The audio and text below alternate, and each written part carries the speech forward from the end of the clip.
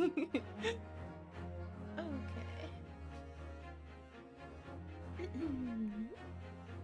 Let's go. Ah.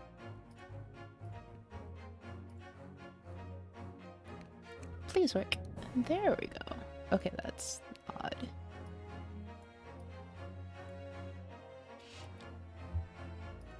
You are gigantic all of a sudden.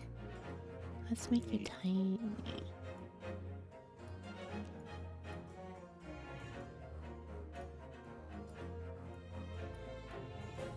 There we go.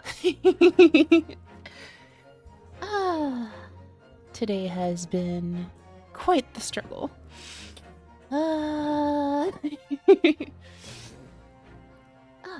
But I am excited for the conclusion of this case. So many twists and turns, so I'm pretty excited to see how it'll go. Let me go ahead and stream over Discord.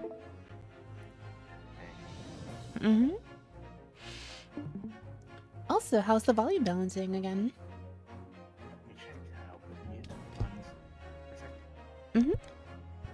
Thank you. I feel like it's been a lot better lately, ever since I put in like the noise gate and a couple of other nice things. Seems to be going relatively well.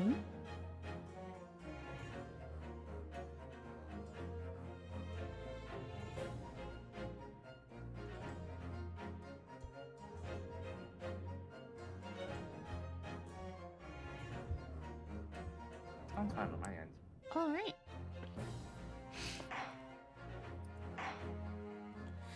Well, we are at the fourth part of the trial, like some part of the way through that. Seems like things are really heating up. So without further ado, let's go ahead and dash on in.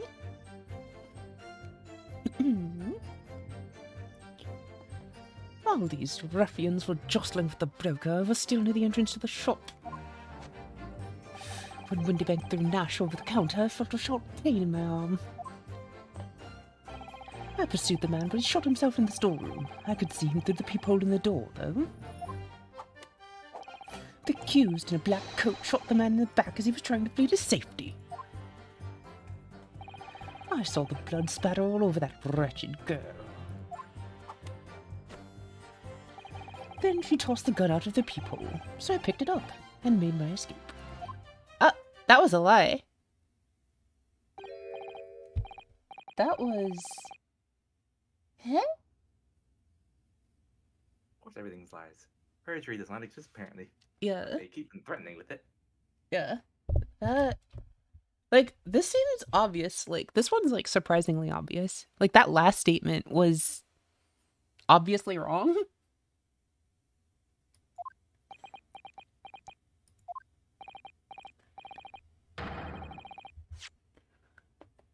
Good gracious, this is quite extraordinary testimony. You claim, sir, under oath, to have clearly seen the defendant pulling the trigger. The crowd is in an uproar. Order, order, order!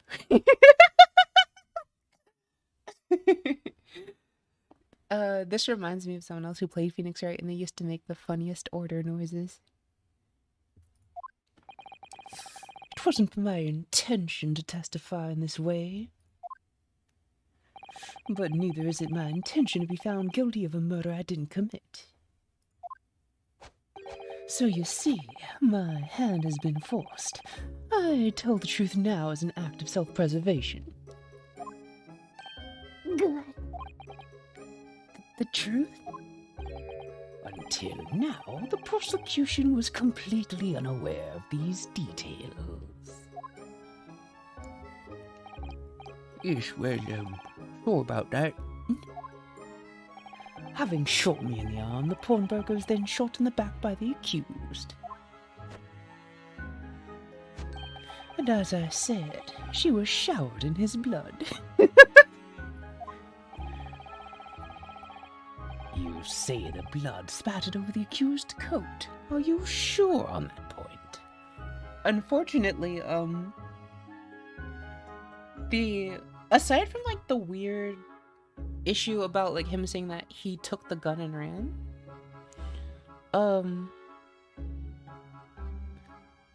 Well, I guess technically if it was, well,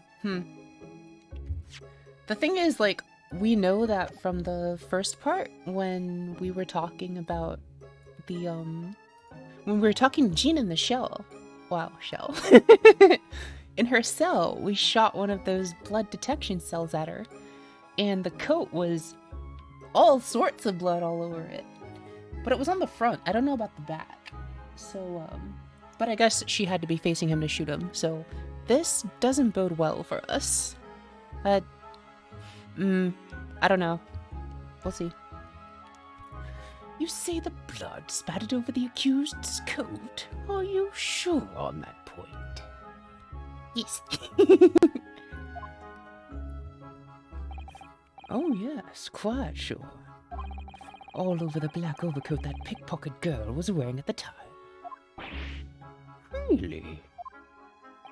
If her coat could somehow be shown to harbor vestiges of blood, that would be conclusive evidence here. Oh, that's bad. This is bad. If they find her coat, this is gonna be bad. Wait, wasn't she wearing her coat when we had her testify earlier? Yes, but I think the entire thing also revolves around the fact that wasn't there like an after scene photograph where she's like fell asleep with a gun in her hand entirely? Like, Yeah, that's what I'm afterwards? saying. Yeah. Like, they literally said that, like, she was holding it up. And then that photograph. We don't have the photograph. Don't have. Okay. There wasn't a photograph of that moment. There was a photograph of him, but there wasn't a photograph of Gina. Which is very unfortunate. Like, I would think that we would present this, but, because that whole, like... Taking the gun from her to the people. Yeah. Well, I guess... Like... He had a gun. She shot him. And then she tossed her gun out. That doesn't make any sense. Hello, Indra. How are you today? Thank you for the head pat. We are doing all sorts of logic and we're figuring it out. We've got this.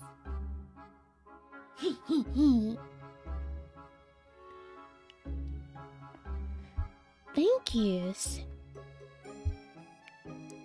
Massachusetts. Massachusetts.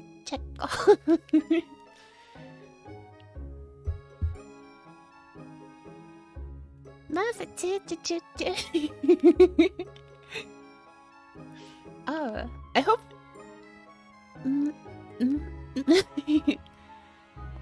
I'm actually referencing an anime with that one. A girl called Becky who has who graduated from MIT, but she is like 11 years old and can't actually say it. And they're like, "So, where did you go to school?" And she's a teacher. Her students, like on her first day, she's introducing herself to the students, and they're like, "So, where did you go to school?" And she's like, "I went to Massachusetts." Massachusetts. Massachusetts. Are? Massachusetts. Massachusetts.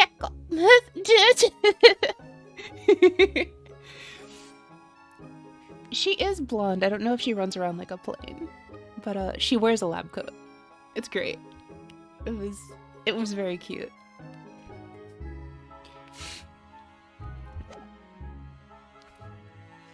Such an investigation is entirely possible, my lord. What? What? What? Only very recently, a German scientist has developed a technique to identify human blood. Wait, Oh, I guess it's because it's a renowned scientist versus Shrooms. So here's to true science, not some amateurish detective's dubious foray into the world of chemistry. There's nothing dubious about Hurley's work. His ideas are all sound.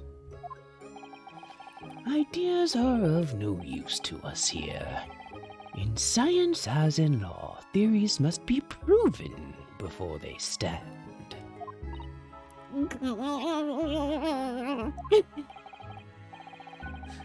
In Germany, the technique has already been employed in the courtroom as the basis of evidence.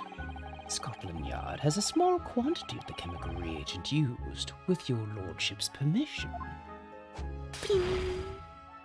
We could shatter all vestiges of doubt within minutes. Oh no, this is very, very bad for us. Shatter like the glass. This is very bad. Because we know her coat has lots of blood on it. Good on them for foreshadowing that, though. I wonder if it's recorded in our blood thingy. It is not. That is unfortunate. This doesn't look good, Bruno. Oh, why not? Well, we know, don't we, that there's blood all over the front of Ginny's coat. If they test it with their chemicals... Oh, help! You're right! I was forgetting what happened yesterday.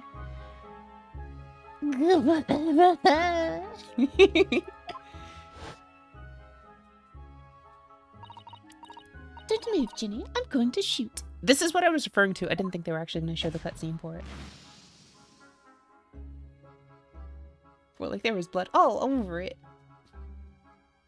I'm just like, oh no. Oh, I see.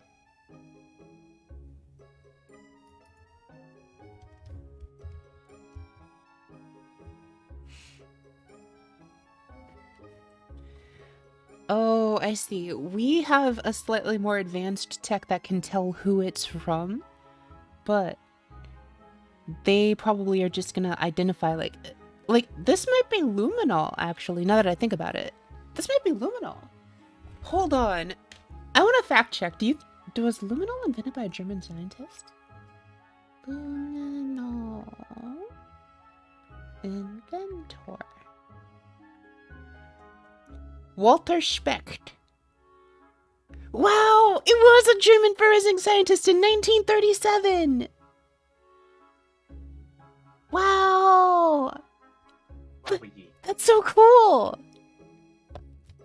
Ari's random fact of the day! Dun, dun, dun, dun, dun, dun.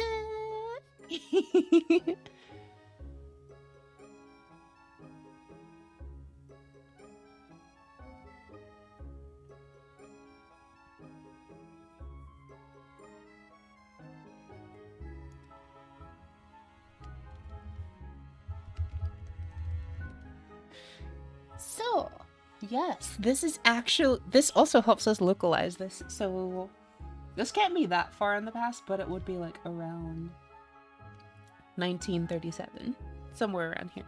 Given that they specifically said like this was just recently discovered. And he figured it out at the University Institute for Legal Medicine and Scientific Criminalistics in Jena in Germany. Amazing, right? Super cool information. I don't know if you'll ever use it, but it's super cool information, right?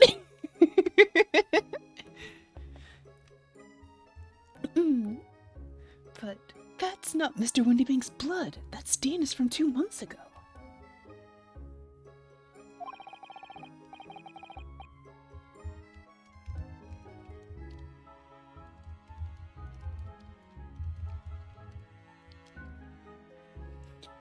That's Mr. Mason's blood from when he was stabbed by McGeldon, who was wearing the coat at the time. Dun, dun, na, na, na, na. My lord, the defense objects to the test proposed by the prosecution. Overruled. Lord Van Zeeks, make it so at once. And before he's already done it. With pleasure, my lord. And while we await the results, the defense may proceed with the cross-examination. Once they find that blood on the overcoat, Gina will be... Counsel, Yes, my lord. your cross-examination. Of course, my lord. If this cross-examination doesn't go well, if I don't manage to uncover some decisive evidence or a really compelling clue now, I have a very bad feeling about the outcome of this trial. So do I. So maybe we have to be fast here. The moment of the shooting. I'm gonna go straight to that like contradictory point. I want to see if I present this, if it's an issue or not. Hi, Yuya! Hello! Welcome to the stream. Good to see you.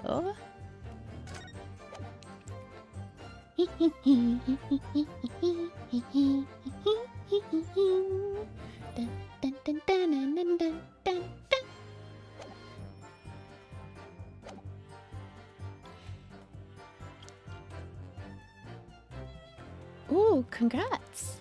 I hope that they turn out really nicely. So, my logic for this next objection is... She tossed the gun out of the peephole, so he picked it up and made his escape. But... she had a gun. So I'm like, does this work?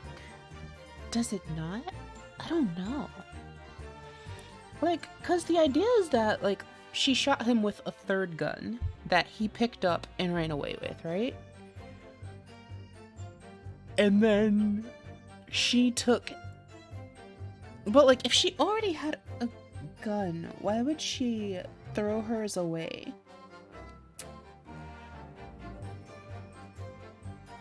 Like, that makes absolutely no sense. Like, why would she throw her gun away if he's rushing in there? Clearly, like, stuff is happening. She can hear everything. He's just fired a gunshot, so it's gonna be loud. So, she's in the back. He gets shot. She slams the door. And then throws the gun out of the peephole. Like, why?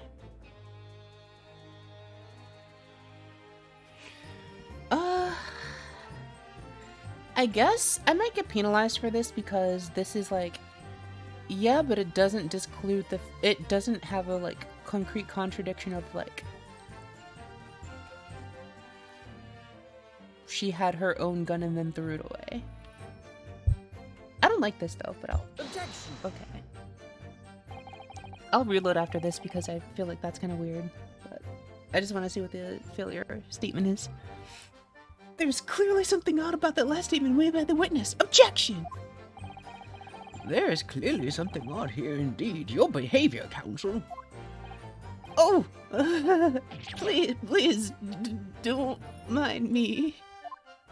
That would be significantly easier if you would lower your hand. I won't lower my hand until I prove my client's innocence. As long as it's quite quick. Okay. All I can think of when people raise their hand is, haha, yes, that's me, pick me, pick me, pick me. Pick me. Okay. I just wanted to see if that was the case. Alright, let's press this instead. I want to point. Maybe there's logic in this. Did I hear you correctly? She threw the gun out of the room? That's right. After the broker fell to the floor, she started walking over. Everyone looks okay. Where exactly? In the direction of the storeroom door, to where I was watching. Of course, I quickly retreated, and then the girl dropped the gun through the peephole onto the floor on my side of the door. But why on earth would she do such a thing? I couldn't tell you. Perhaps she was hoping to distance herself from the murder weapon. This is like so sketch. Without thinking, I went and picked it up. I suppose I was worried about just leaving it there in case any more tragedies took place.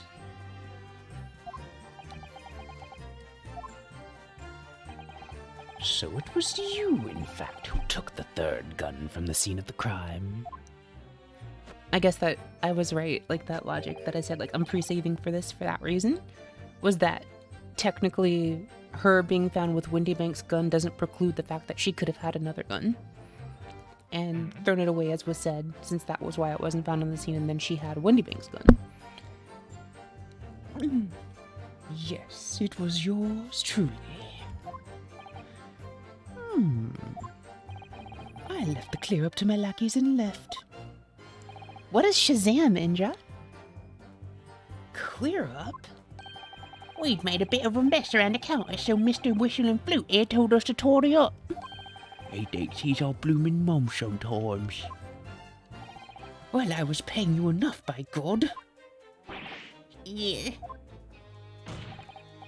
Tell me, Mr. Graydon, when you left the pawnbroker that night? Was it by any chance with the second disc in your jacket pocket? You're like a... little toe rag. Excuse me? Hey?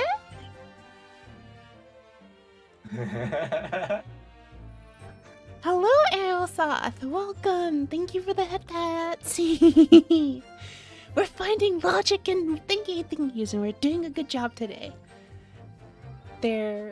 This is unfortunately going to be very bad for us soon because they are doing blood tests on something that we know to be very incriminating for our client. So, that's not going to be good. But they haven't found it yet. That's a problem for the me of a few minutes from now, most likely.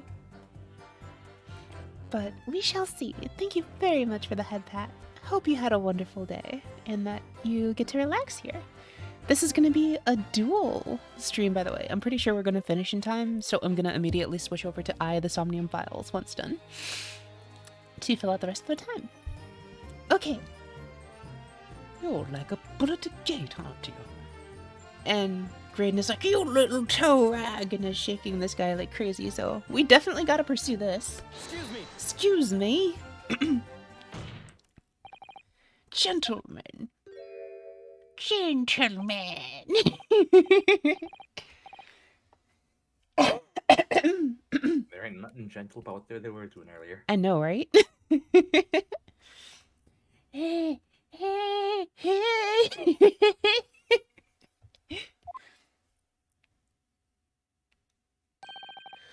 Something wrong, sunshine. That should be my line. You do realize you were just violently shaking Mr. Skulkin. Blimey, this dude's a bit of an hooligan, ain't he? What was going on just now? You saw him and grabbed me a whistle. Why the blazes, he said, didn't you mention a dead gun when we got you down the station? And why didn't you? Course, we didn't know nothing about it. Or that flaming peephole in the door. Sorry about that. I can be prone to losing my rag sometimes. Not hurt, are you? God blimey, see the way he's looking at me? I'm telling you, this thing gives me the willies.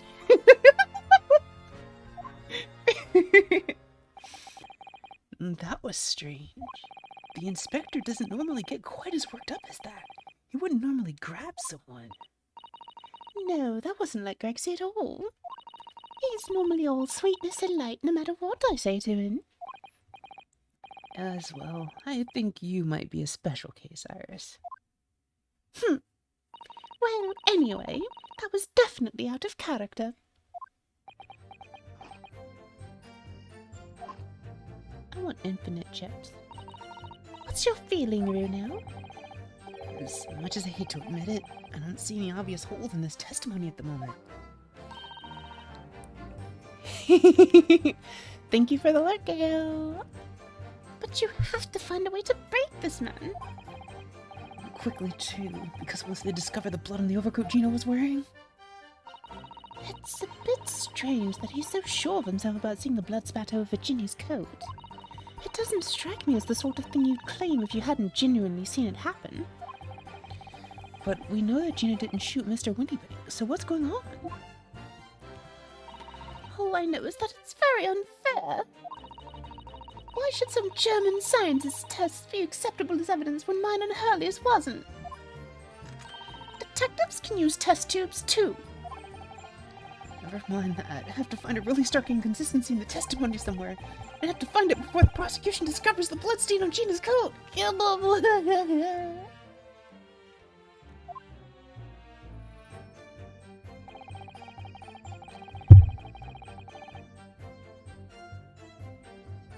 Okay, so interesting. That wasn't okay. I thought for sure that since there was like such a big, like, at least to me, it seemed like a conflict at first.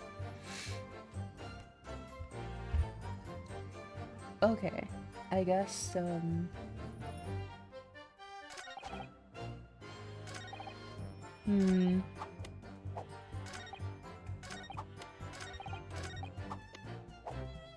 let's press on a couple of other things here then. I don't think...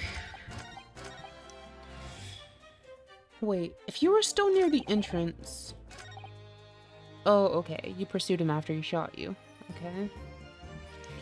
Like, all of this makes sense so far. Like, I'm pretty sure this part of his testimony is actually true.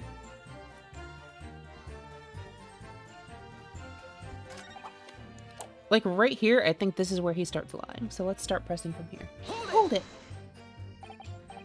Yes, when the crime was discovered, the defendant was found with a gun in her hand. But that was Mr. Windybank's gun from which only a single bullet had been fired. And as we've already established, Mr. Graydon, that bullet was fired at you! Ah, but no, it wasn't the broker's gun that the pickpocket girl had when I saw her. Yes, the bullet from Windybank's gun grazed my arm. And yes, the Scorpion's gun grounded the detective. But this was another gun entirely. A third gun. The broker's gun was not the murder weapon. So clearly there had to be a third firearm involved. Yes, we know this. We were the ones who proved it. Why are you like this, Fanzeeks?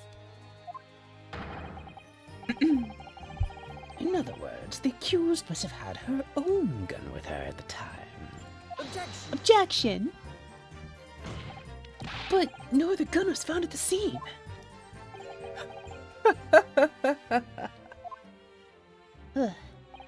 Calm yourself, counsel. Sorry? You must consider the events in order. Huh? At first, I saw the broker and the girl glaring at each other, but then, all of a sudden, the broker turned to run. And it was at that moment that the little gutter rat shot him in the back. A chilling image, I must say.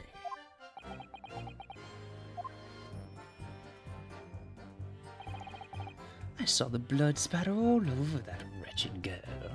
Hold it! All over her? Yes, through the peephole I saw it clearly. Of course, the stains are invisible now, what with the coat being such a dark color. But I assure you, that garment is sullied with the victim's blood. Well, it is sullied with blood, that's for sure. But it's not Mr. Windybank's blood, is it? No, that's right. It's Mr. Mason Milverton's blood from when McGill stabbed him 2 months ago. It's so annoying. If only they'd accept Hurley's chemical analysis, we could prove it. But they won't. So unfortunately, we can't use it as evidence to support our case. Bother.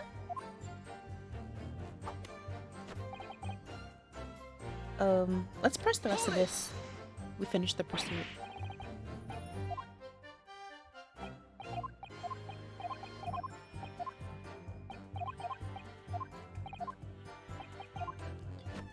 Okay, this was about where it was. Somewhere in here.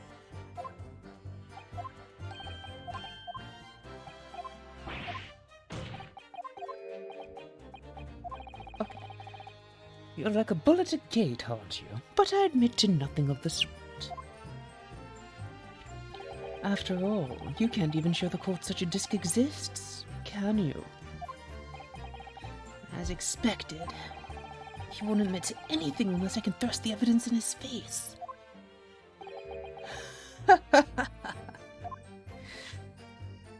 It's not as easy as you thought, is it? To pin a crime on this label. It won't stick. Not murder, not treason. Oh, he brought up the treason. He knows. He knows. He's admitting to it. Like, he's inadvertently admitting to it. Like, he's implying that he knows we won't get this murder charge to stick and we won't get his espionage treason to stick. But the fact that he mentioned this at all is important. Everyone, please remember this. This will be an important tool for later. Maybe not right now, but you won't be sniggering like that forever.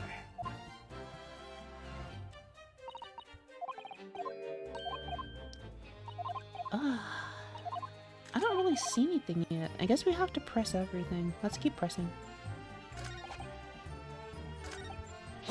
Hold it! Mr. Windybank emerged from the storeroom, I believe. Ringo and Nash were scouring the counter when he suddenly appeared and flew at them.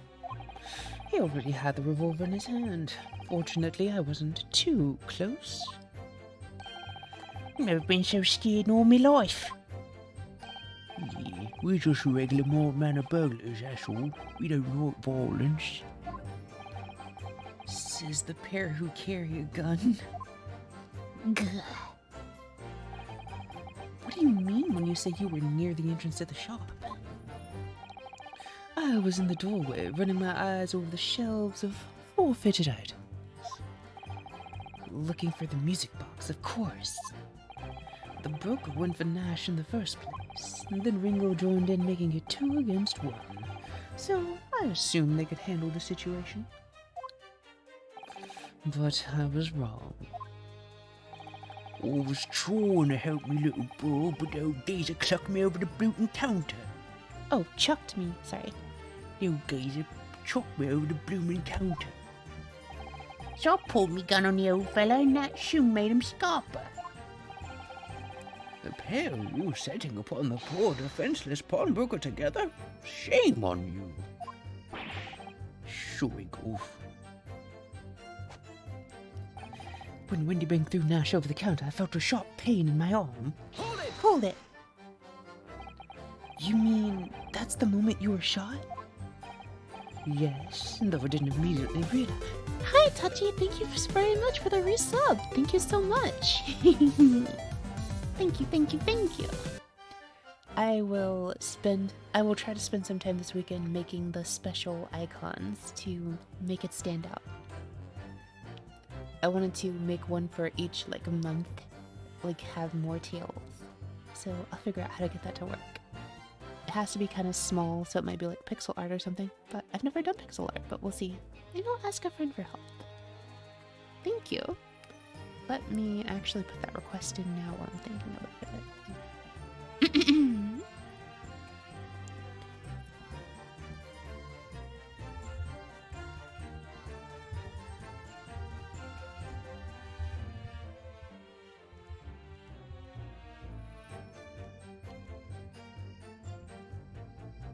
Oh, wrong person. Let me DM this person.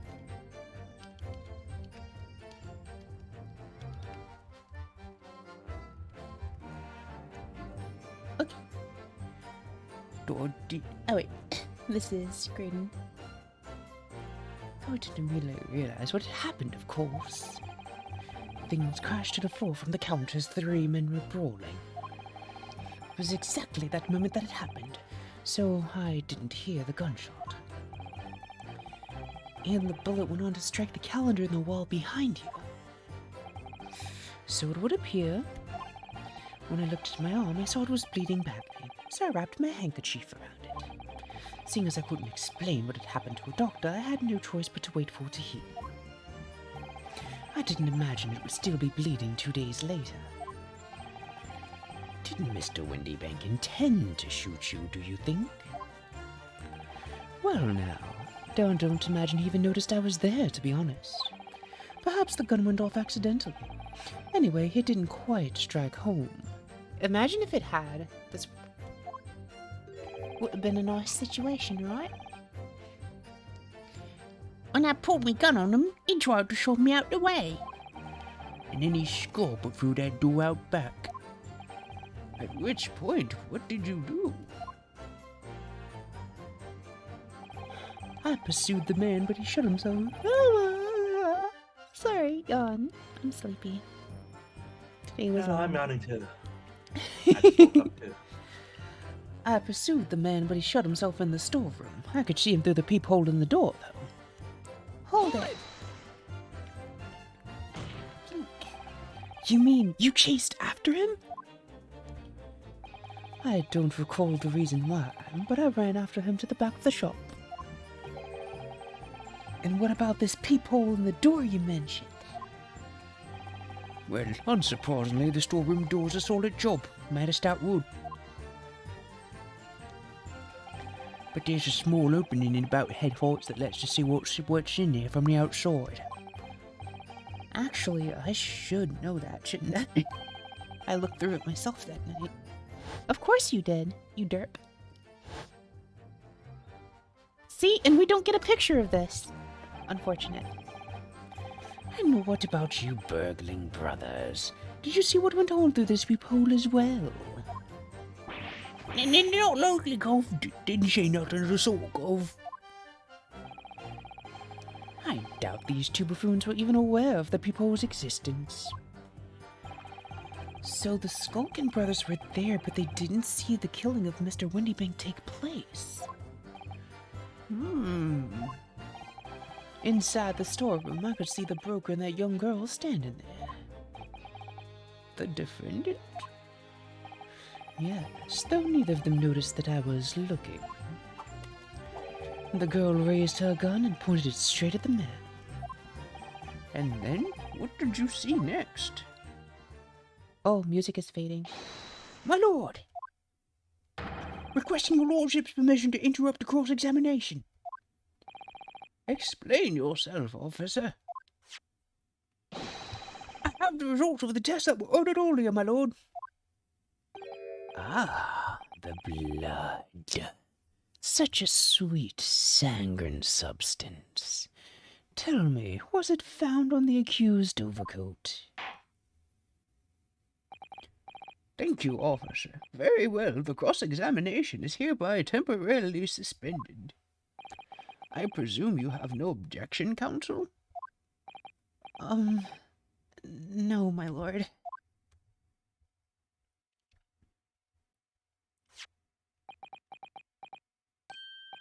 Well, there you have it. The report, please, Inspector. Yes, sir. Traces of human blood were found on the overcoat of the defendant, Miss Gina Lestrade. From the extent of the stains, it would appear that they were the result of spattering following a gunshot wound. But how? We know that it's from a stab wound, question mark. I am super confused. I'm pretty sure they only detect this. The appearance of blood. I'm pretty sure they're just pretty much guessing on the. Okay. End of report. Goodness me. Well, that's what I was afraid of. Wow, he's pirouetting now. He's so smug. See, what did I tell you? Objection. No, the blood on the coat is not Mr. Windybank's. What on earth makes you say that, counsel? The coat originally belonged to Magnus McGilded. Just before his coat was deposited at Windybank's, McGilded had fatally stabbed Mr. Mason Milverton. So the blood on that overcoat is the blood of the brickmaker from the omnibus case. Objection. Well, the dead cannot speak. Isn't that right, my Nipponese friend? Sorry? 2 months ago in this very courtroom, did you not all go fervently for McGilded's innocence? And yet, now that the man is dead, you brand him as a murderer. Your conduct shatters any shred of respect you may have earned for yourself in this country. Ow. But that was... I'd call it a bally disgrace. Treachery, that's what it is. How to determine whether the blood on that coat is 2 months old or not? Even a stereoscope couldn't help the answer to that problem pop out. It can't be done. But... We used Mr. Sholmes' specially formulated... Mr. Sholmes is a detective, not a chemist. Would you put such faith in a chemical formula devised by me, for example, when I'm a communications officer? He held a brewski to starving boy, and he ran away crying. Sherlock Sholmes is barely more than a figment of the public's imagination. His name carries no weight in this courtroom. No weight at all. Gah. Ow. That kind of hurts. How could you say that? Victory is sweet indeed. This proves that my testimony is the whole truth from start to finish. How do you arrive at such a conclusion, sir?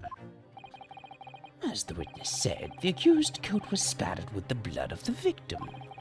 The only way Mr. Graydon could possibly have known that fact is if he saw it happen. In other words, his testimony is solid and the conclusion is singular. It was the accused who shot the victim in this case. That is the whole truth. Dun dun dun.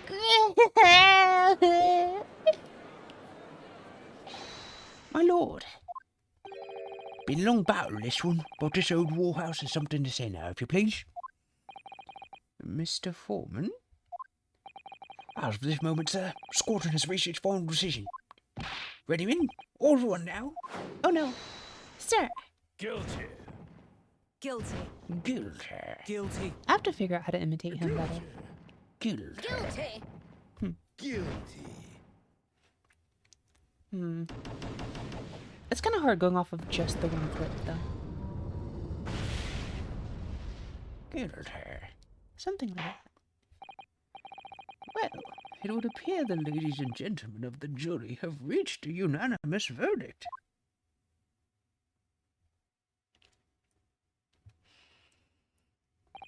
The defense has consistently failed to unpick this witness's testimony. Here's to any attempt you may make at unpicking the juror's decision being equally successful. Wow!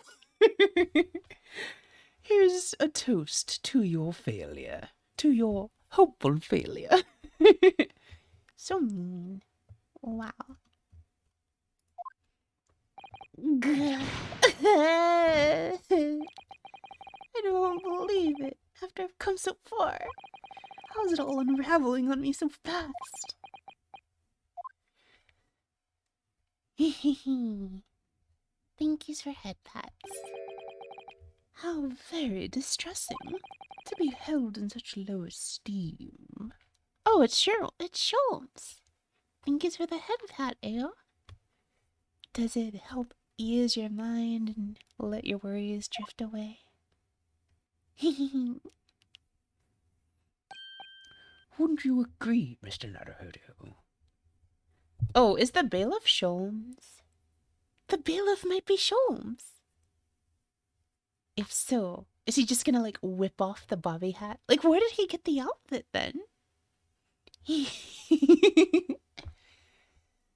Guess we'll find out. Officer? You've delivered the report now. That will be all, thank you.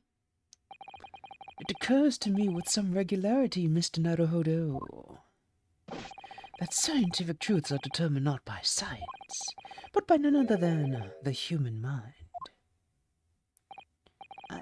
I know that voice. Am I going mad?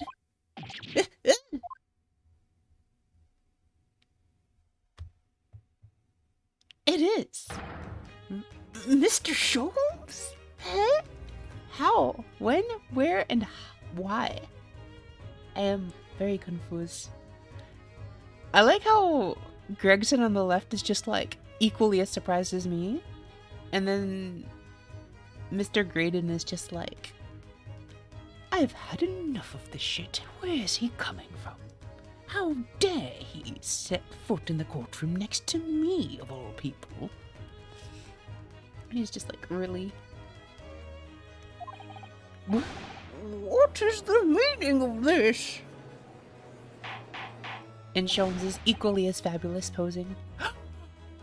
I just had a wonderful idea.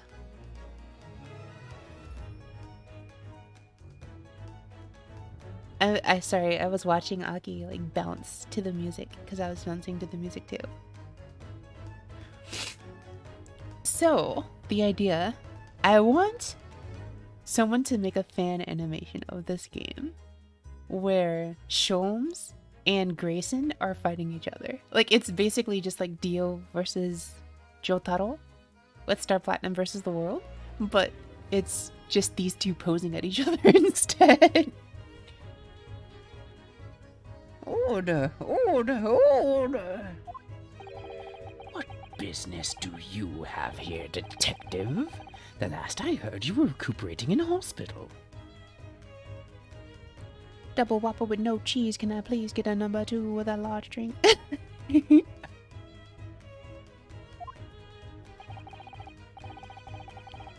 no cheese. Can I please get a number 2 with a large drink? They put the cheese on it.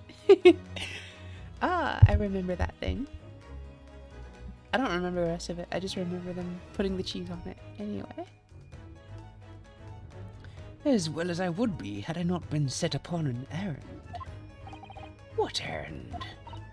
Hurley, it's really you. You're awake at last. Yes, good day, Iris. I appear to be rather late to rise. My apologies. Now, my lord, if you will humour me.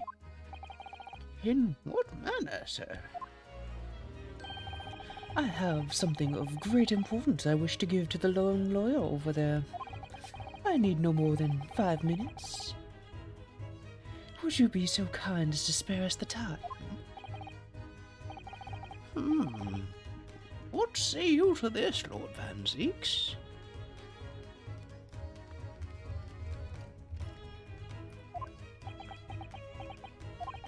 This trial has taken many hours of the court's time, having spent so long already. Exactly. Having spent so long already, we don't want to go wasting any more precious time. As I was saying, having spent so long already, it would seem churlish to deny the defense a mere 5 minutes. Yeah. Very well then, counsel, you have 5 minutes.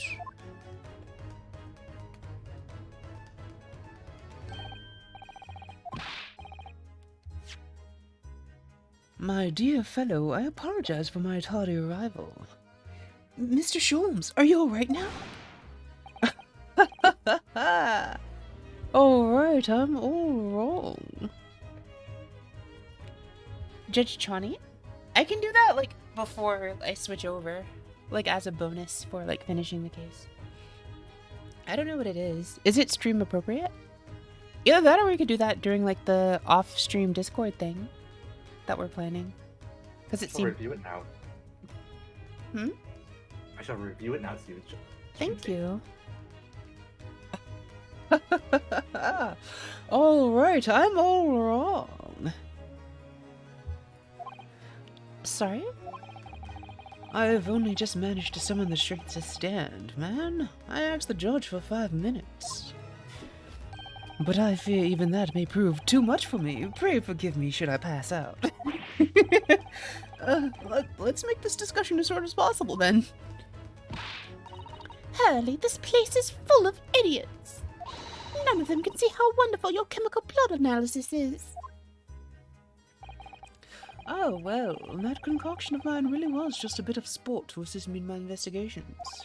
I never took the trouble to refine it for appraisal by the scientific community. An admitted oversight on my part. Right.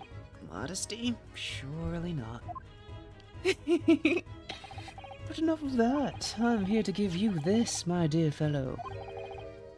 What's that? A lavender furoshiki wrapping? This has to be a leaving present from Miss Susato. From Miss Susato? If possible, matters were to be settled without me giving you this. Those were her instructions when she asked me to do her this favor. I don't understand. Miss Susato foresaw today's events, I believe. She knew that the culprit would attempt to escape justice by means both devious and underhand. Wait. Does she have the second disc? That's the only thing I could think of. How would she have gotten the second disc, though?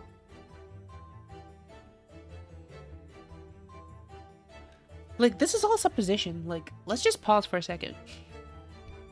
She said, like, she has a piece of evidence that could be decisive that she wanted us to resolve, if possible, without using it.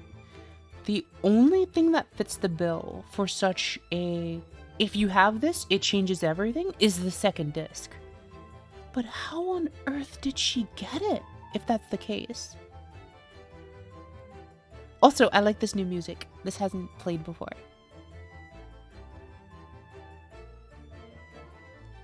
I'm vibing to it. It's great.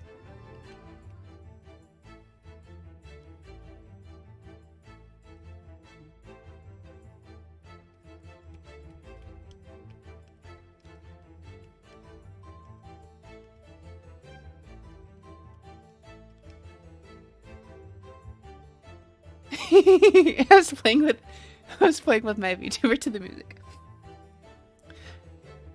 My PNG tuber, I should say. She knew that the culprit would attempt to escape justice by means both devious and underhand. And that you, Mr. Naruhodo, fighting fairly as you are wont to do, would find yourself in considerable peril. At that very moment of crisis, you were to be given this small parcel. Those were the dear lady's instructions. A leaving present from Susato-san? Whatever could it be?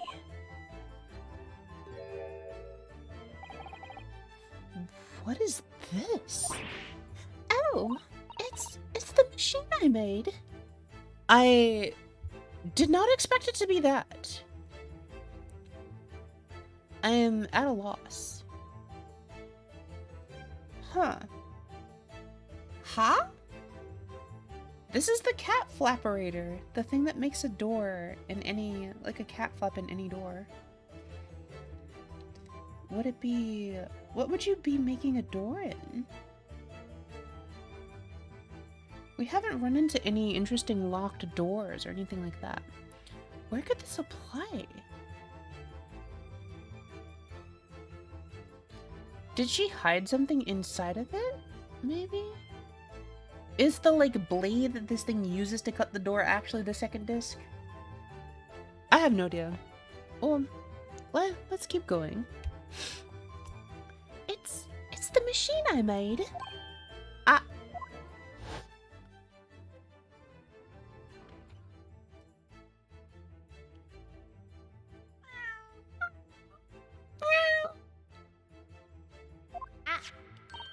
Look, I used this. It's my latest invention. What is that? I call it the Cat Flapper Mat. It can make a cat flap full of a furry friend like Waggy in seconds.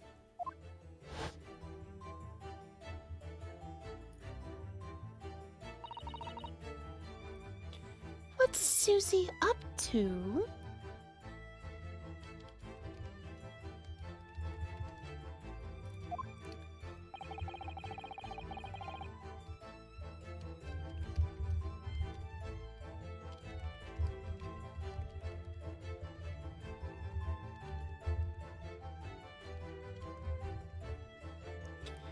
Miss Susato muttered the following words before she left.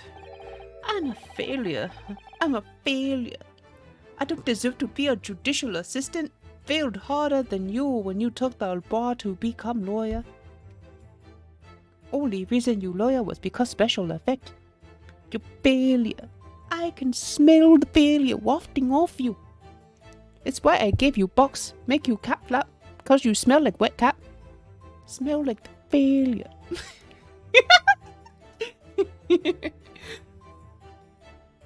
Okay.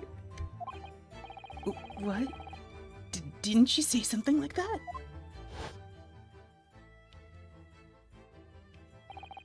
You really are the best judicial assistant in the world. Well, that's extremely flattering.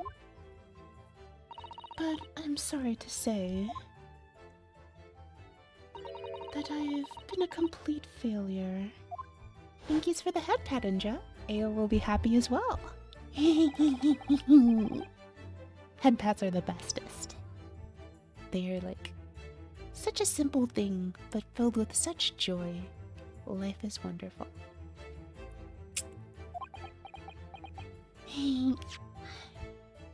Whatever did she mean by that, Mr. Sholmes? That night when you left Windybanks in pursuit of the thieves, Mrs. Otto made use of this contraption for a certain purpose. Ooh! Oh! I wonder what she did. That is your answer, dear fellow. Not at all cryptic, then. Sato-san used this cat flapper-mat that night? But why? The cat flapper-mat has been entered into the court record. Well, you know what that means. Examination time!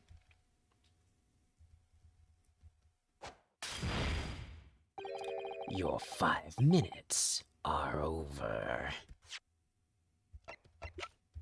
That said,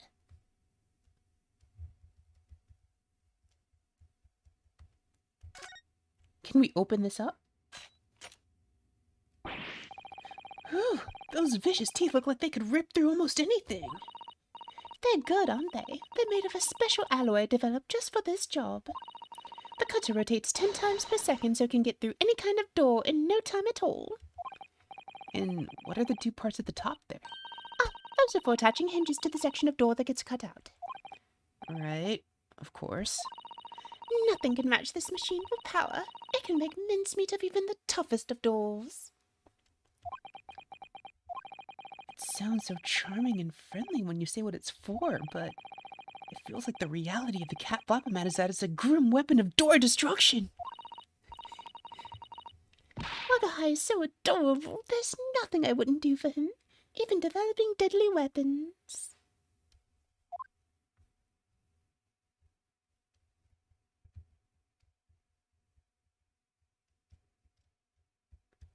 Okay.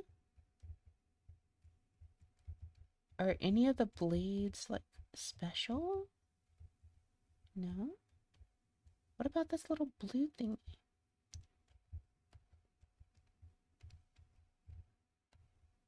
I don't understand yet. I don't see anything abnormal about this. And I'm not getting any more, like, prompts, no matter what I scroll over.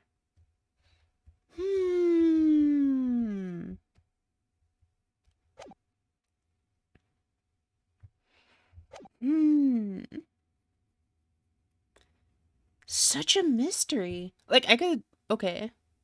It makes sense that, we'll see.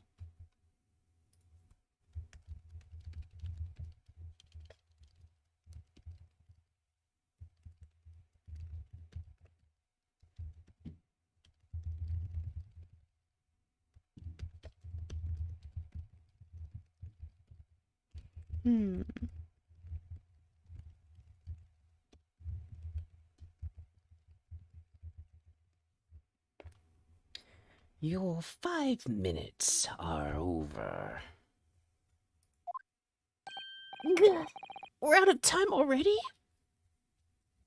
There's so much that I have so many questions. It hurts. I'm grateful for you all to affording us that brief recess, Mr. Reaper. I need no thanks, Detective. After all, the die is cast. Is it really? The jurors are unanimous in their leanings. No doubt my learned friend will consider a summation examination. But any attempt to alter the verdict now would be utterly futile. I wonder, Mr. Naruhodo. Yes? The rest is down to you, dear fellow. What is your plan? The rest is down to me? I need to be careful here. If I make a wrong move, the trial will end. Badly. My lord, the defense requests? Oh. Oh no.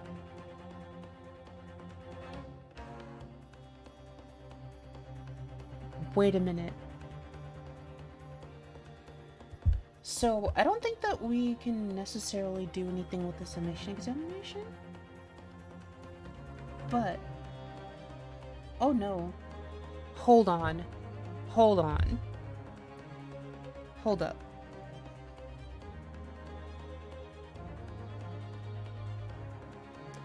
Let's think about this a little bit more. So, the cat flap-o-mat was used the night of the murder, right? Let's think about this some more. What are possible things that could have been made by the flap that have been brought up so far?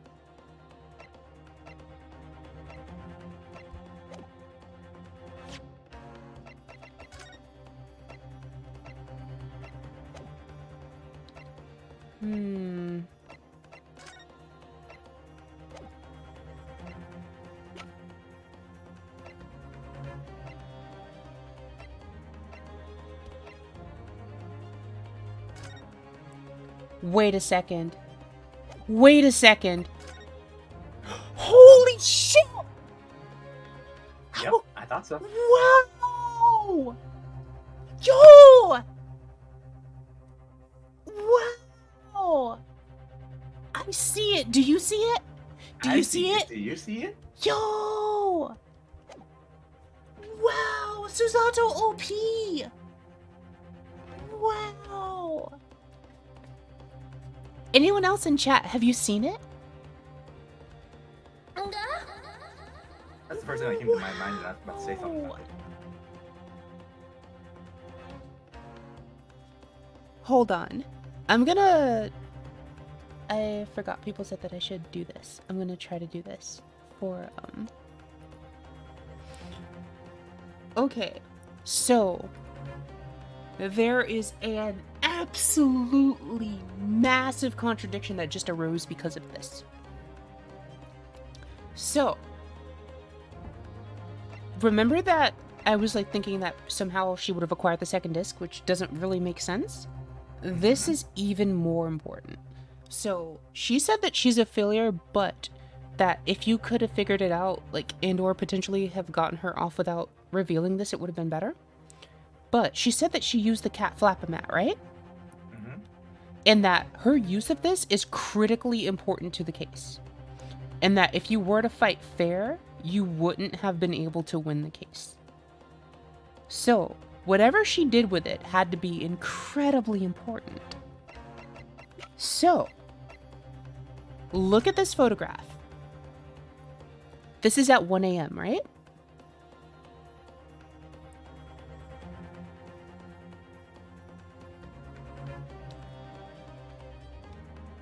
Look at this photograph again at 1:30. Do you notice something different?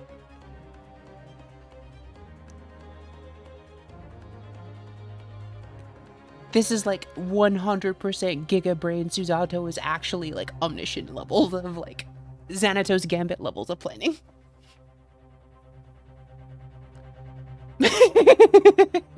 He no there. What?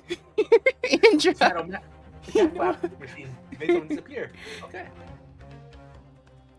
He no there. She killed him with the machine. It was Susato all along. But look at the door. Specifically, remember, the entire thing that we've been talking about is that this flap in the door was used to discover things, right? It wasn't there at 1:30, at 1 o'clock. She made it with the flap-o-mat.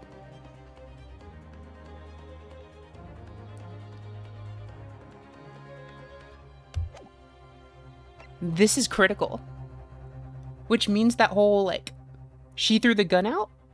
Not possible. She made the hole after he was already killed. A very small detail, but critically important detail. I want to go back and... Very small detail. Very Outside small, detail. but absolutely critical. So, it's not a summation examination. We would lose if we did a summation examination here. It's definitely go back to the testimony because we need to reveal this fact. Oh. But I feel like this might be like another ending potentially, so I'm going to save here. And that is huge though. Oh no. Did you at least use a protection stone, Ninja?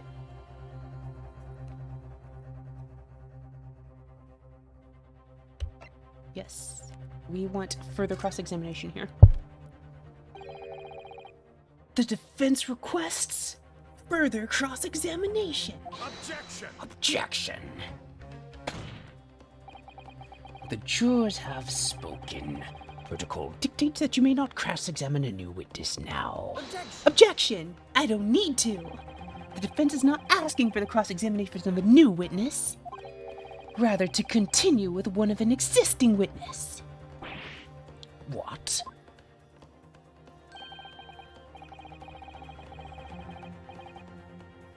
Aww. I'm sorry that you failed. It would appear that a rather important detail has escaped your attention, Mr. Reaper. My lord! Requesting your lordship's permission to interrupt the cross-examination. It was interrupted, not... It wasn't closed. Very well. The cross-examination is hereby temporarily suspended. It was not finished. We suspended it. We're allowed to come back. I presume you have no objection, counsel.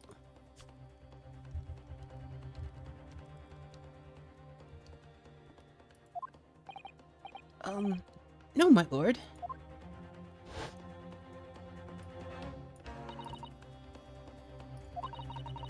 Nobody can say anything then. If Runa asks to resume his cross-examination of Mr. Graydon. The court is obliged to allow it. This is absurd. Grr.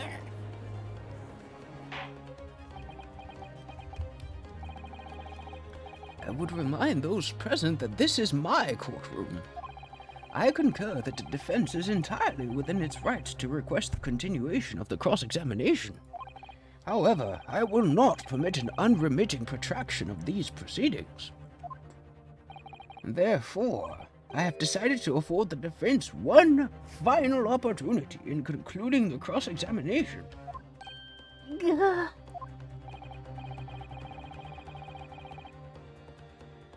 Didn't I, like, already, like, remove the capability for them to... I thought I put this sequence in banned statements.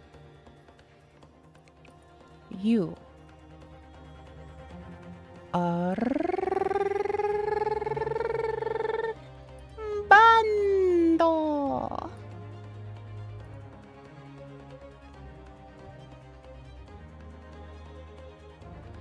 We had a bot come in and do the whole like, hey, if you go pay our bot service, we'll swarm you with viewers.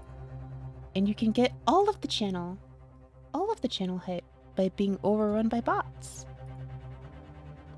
And I'm pretty sure that, like, A, that's illegal, and B, it is probably a scam, and C, like, on top of that, it's just like,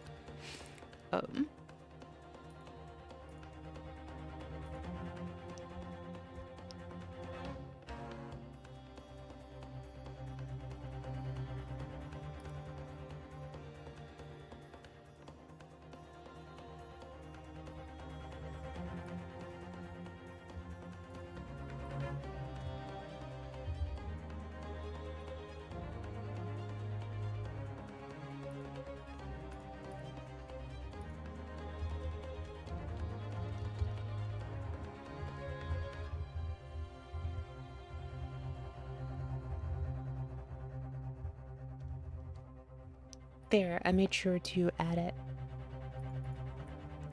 There, it will. Unfortunately, it doesn't, like, the integration that I'm using doesn't immediately just be like, hey, you said this one specific phrase. Instant bonk. But it does make it a little bit more. It does make it a little easier to. Oh, okay. Oh, I can also do this.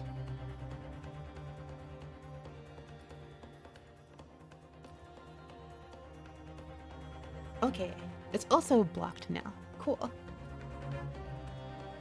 Art. So, back to the intense situation we're dealing with.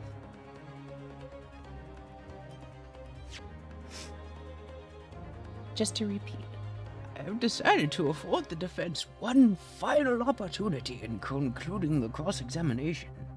Counsel, you must choose but one statement from the... No. You must choose but one statement from the witness's testimony, and but one piece of evidence to present in support of your argument against it. A single chance to present evidence?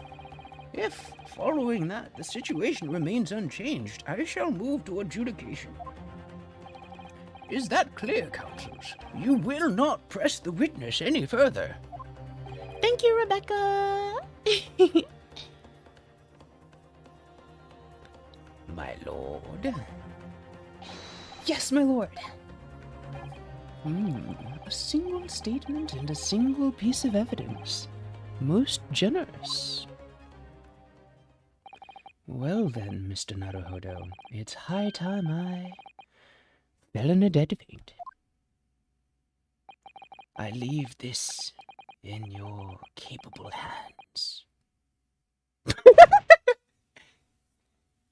Oh, sorry, let me move my mouse pointer away.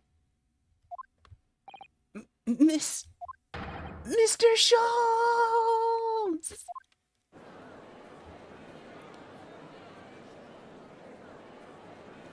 Ooh, things are becoming heated. I like how he, like, waved his hands around and went like, "Wah, wah, wah, wah," when he fell. To stand so insouciantly before the court in a state of such high fever. Either the man has extraordinary strength of mind, or an extraordinary lack of feeling. I imagine he's feeling very little now. The detective is sleeping soundly in one of the antechambers. Strike a man when he's down, why don't you? Well then, counsel, are you fully prepared? This is it. I know what it is, though. Yes. One statement, one piece of evidence. It won't let Lester Sholmes down. Or Iris. I thought he was going to do the double slap. And I won't waste this final chance that Miss Suzaru-san has given me. This is going to decide the entire outcome of the trial. Very well then. Under the terms I have outlined, you may resume the cross-examination. Final examination. Do or die, the moment of the shooting. Ooh, the music is epic. While these ruffians were jostling with the broker, When we made through Nash of the Count, I felt a sharp pain in my arm. I pursued the man, but he shut himself in the storeroom. I could see him through the peephole in the door, though. This is the critical statement. At the time of his death, this peephole did not exist. Did it exist after his death? Yes, I was able to prove it. But Oh. here's the thing. I don't think anyone noticed. So, look at the door here. You see it? Yeah, it's covered by the curtain, right? Look at it at 1:30. Oh. Oh. Sneaky. Uh-huh. And you know how it got there? I don't know if you How? were here or not. So No, he's not. we couldn't find the truth in this cross-examination, and this is like the reason why the music is so like desperate right now is because we are essentially at the end. This is the like crossroads. You're allowed to either say, I need time to think, I need to conduct, like, all of the jurors believe you're guilty because Gina's coat was brought in and it's covered in blood. You have no way to prove that it was the blood from 2 months ago. The guild, the entire jury thinks you're guilty, and you don't have, like, there's no real clear way to, like, disprove that evidence. So you're allowed to either conduct a summation examination, but if it fails, you lose, or go back to the evidence. However, Sholmes is the one who delivered that evidence, and he gives you a present from Susato, along with a message from her that says, I am a failure of a judicial assistant because I used this that night, didn't tell you, and I was hoping that you could win against this underhanded sneak without using it. However, if you were to be cornered such that it would be impossible to win without this information, I would like to present you with this. And she gave us the cat flapper-mat through Sholmes. And along with the message, I used that this day. Like, I used that night. And my usage of it is critical to the case. The reason it's critical is because at the time of the murder, there was no peephole in the door. Susato-san was around, made the peephole with the cat flappinator, and then left. And then by the time we got there, she had already made it and come back. And that is the murder critical. Took place before 1:30, right? Hmm? The murder took place before 1:30, right? Yes.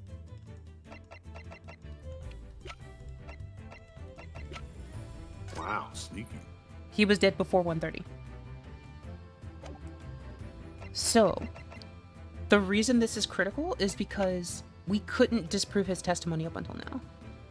The critical component is that peephole did not exist at 1 o'clock. And we can show that this was used to create it.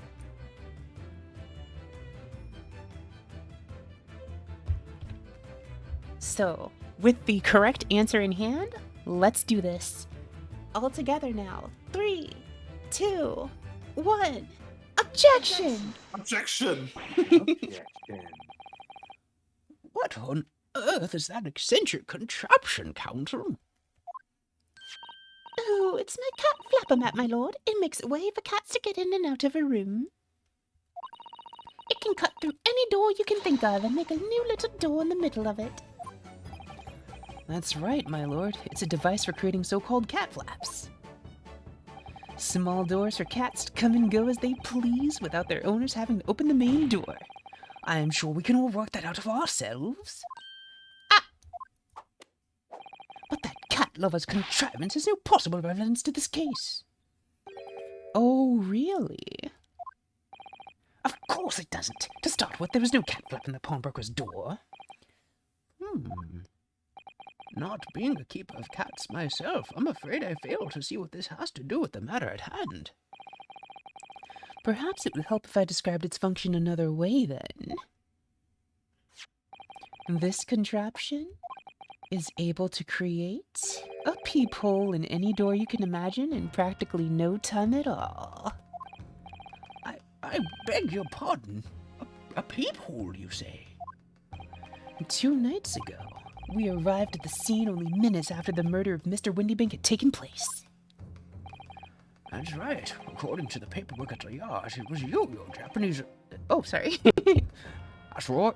According to the paperwork at the yard, it was you, your Japanese assistant, and Sholmes. Yes, the three of us were together, and it's recently come to my attention that my assistant made use of this device at the time. Your assistant did what? There was a peephole in the storeroom door. I can attest to that.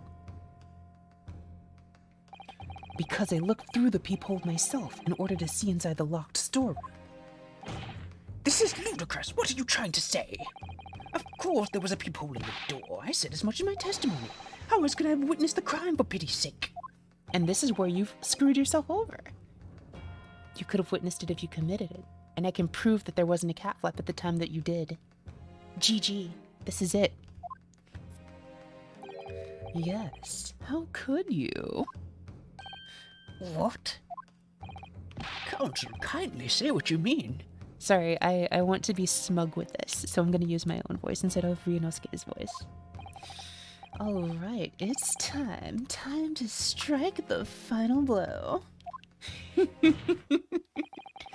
What I mean is this, my lord.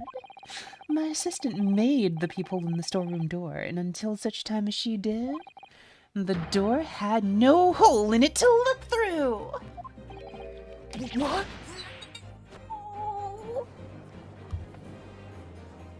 Objection! Objection!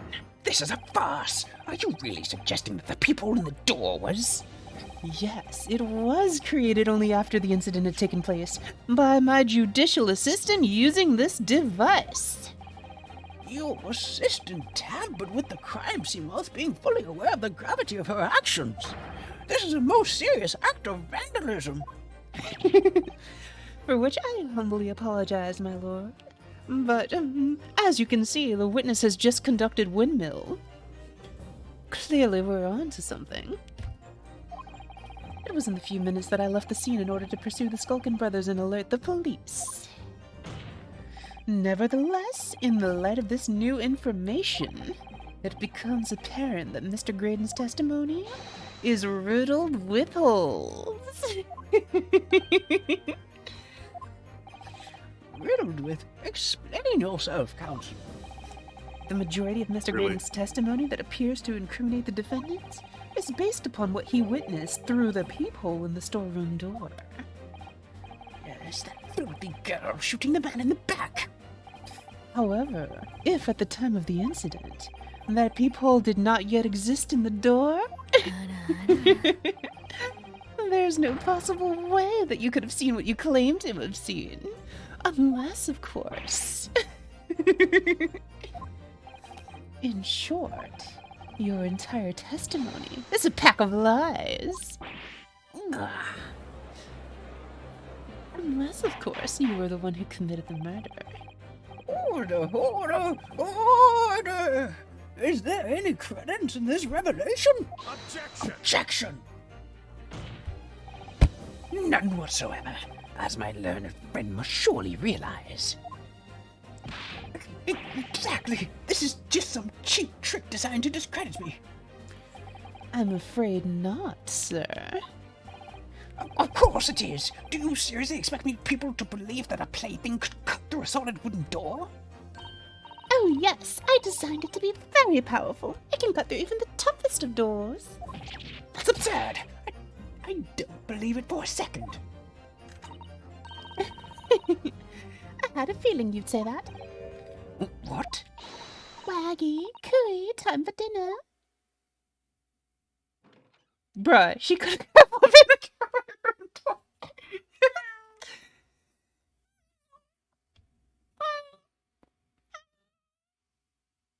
She actually cut a cat flap in the door of the courtroom. We got several vandalism charges. Oh yeah. That is not okay. But... well... Ah! Young lady, this is the Old Bailey. One does not make cat flaps in the oak paneling at the Old Bailey. I'm not done yet. worry. This doesn't mean that the people in the storeroom died when the Banks was made by your machine. And there's no way you can prove that it was. Actually, I can. No, but it's easy. What? The coat flaps my cat flapper make crates all of a fixed size, and the dimensions of the peephole at Windybanks are an exact match.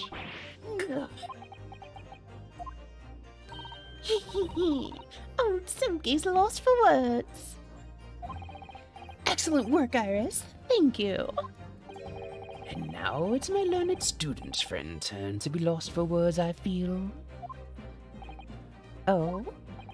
I believe your judicial assistant has already left the country for your Eastern Island home. Well, yeah, that's true. Then you may have some difficulty in establishing all of the facts. Bye-bye. Have a good dinner. See you when you get back. Take care.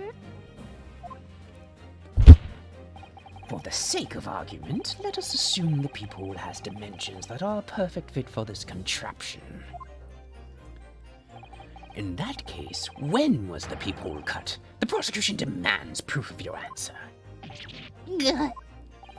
What is the purpose of the line of inquiry, Lord Van Zeeks? It's very simple, my lord. The defense argues that the peephole was created after the incident using this device. But now that the perpetrator has returned to her native land, she cannot testify to the fact. There is no proof. Gah.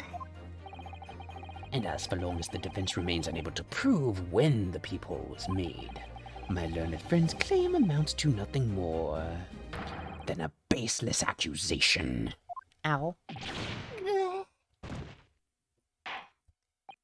Indeed, it is so, Lord Van Zeeks. Well, counsel? Don't give up now, Bruno.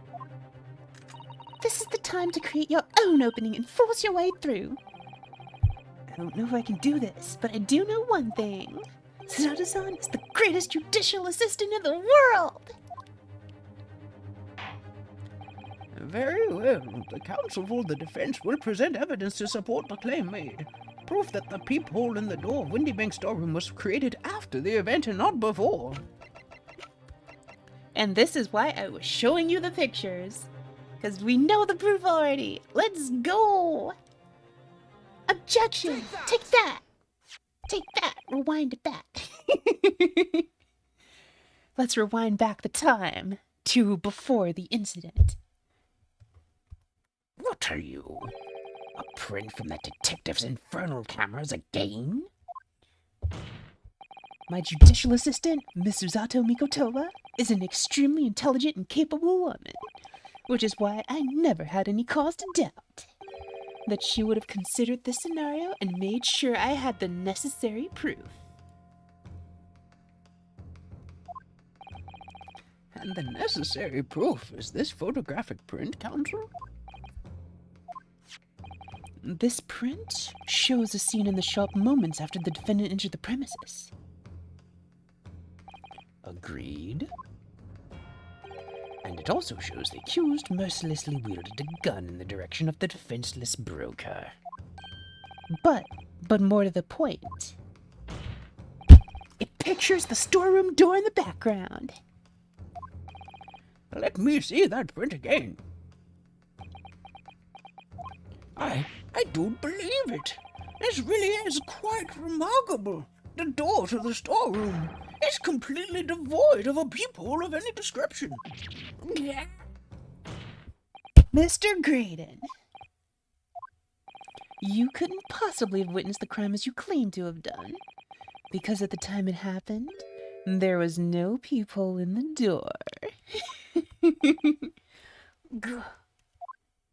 In other words, your testimony is a catalog of lies.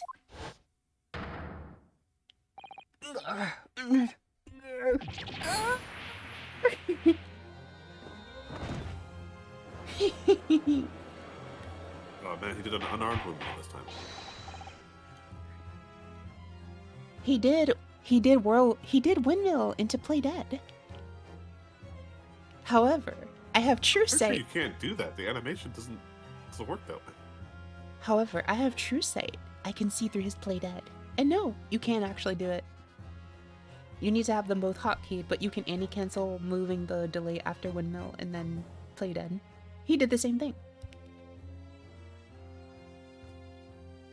Exploiter. Order! I am satisfied the defense has substantiated its claim beyond all reasonable doubt. This witness's testimony was entirely fallacious. That's not the only thing we know now beyond all reasonable doubt. My learned friend's assistant's guilt can no longer be denied. The woman tampered with the crime scene. But more importantly... Good Lord, there's more, Lord Van Zeeks? Yes, of course there is. the defense may have established a reprehensible instance of perjury. But that is no proof that this man is the victim's killer. Damn it, Van Zeeks. Yes, that's right. What? I was there at the scene, it's true. And I was shot in the arm, it's true. But that's all.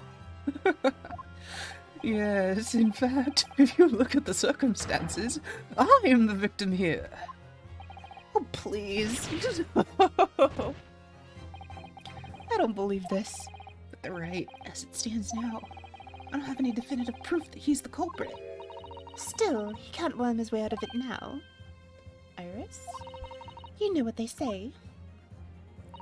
There's no point locking the cat's door after the cat has bolted. Isn't that right, Bruno? As Hurley always says, one lie begets another. No, wait, that might have been a line I wrote for him in one of my stories. Well, no matter who said it first, you're right. Mr. Graydon, not only did you give false testimony to the court, but the lies you told make no sense. Make no sense? What do you mean by such a remark? What you said in your testimony reveals that you know something you shouldn't have known. In other words, there's a fundamental inconsistency in your statement. What? Objection! This is provocative talk, counsel. Won't you enlighten the court? Explain this alleged inconsistency. Iris was right. One lie begets another. The inconsistency is revealed by the lies in the witnesses' statements. They show that Mr. Graydon had knowledge of something he shouldn't have known anything about, namely the bloodstains on the coat.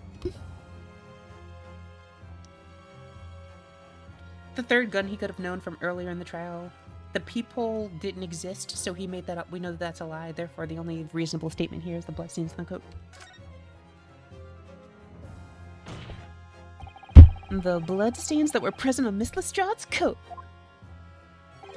That's right. The victim's blood spattered all over her when she shot him. But how could you possibly have known that? Obviously, because I saw her do it through the peephole in the...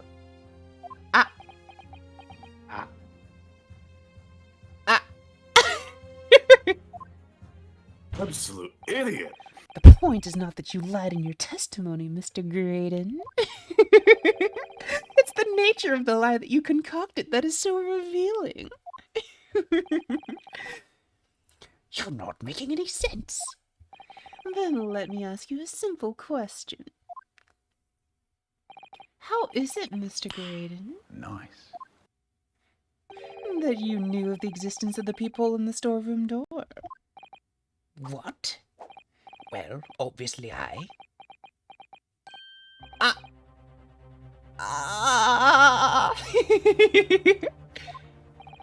Has the cat got your tongue, witness? The peephole in the door was made after the incident occurred. And once I returned to the shop, having failed to catch the two burglars, Scotland Yard's investigators arrived immediately. Since that time, the police have been at Windybanks constantly carrying out their investigation.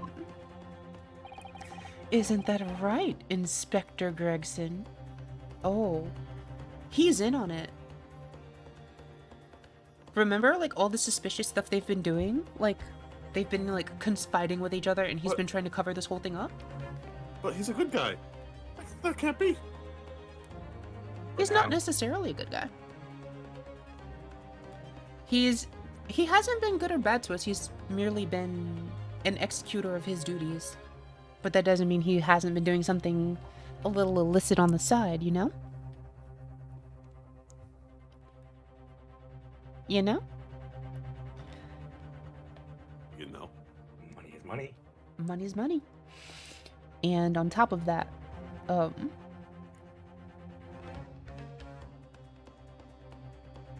that makes a lot of sense as well as to why he's been working so feverishly to try to cover this up.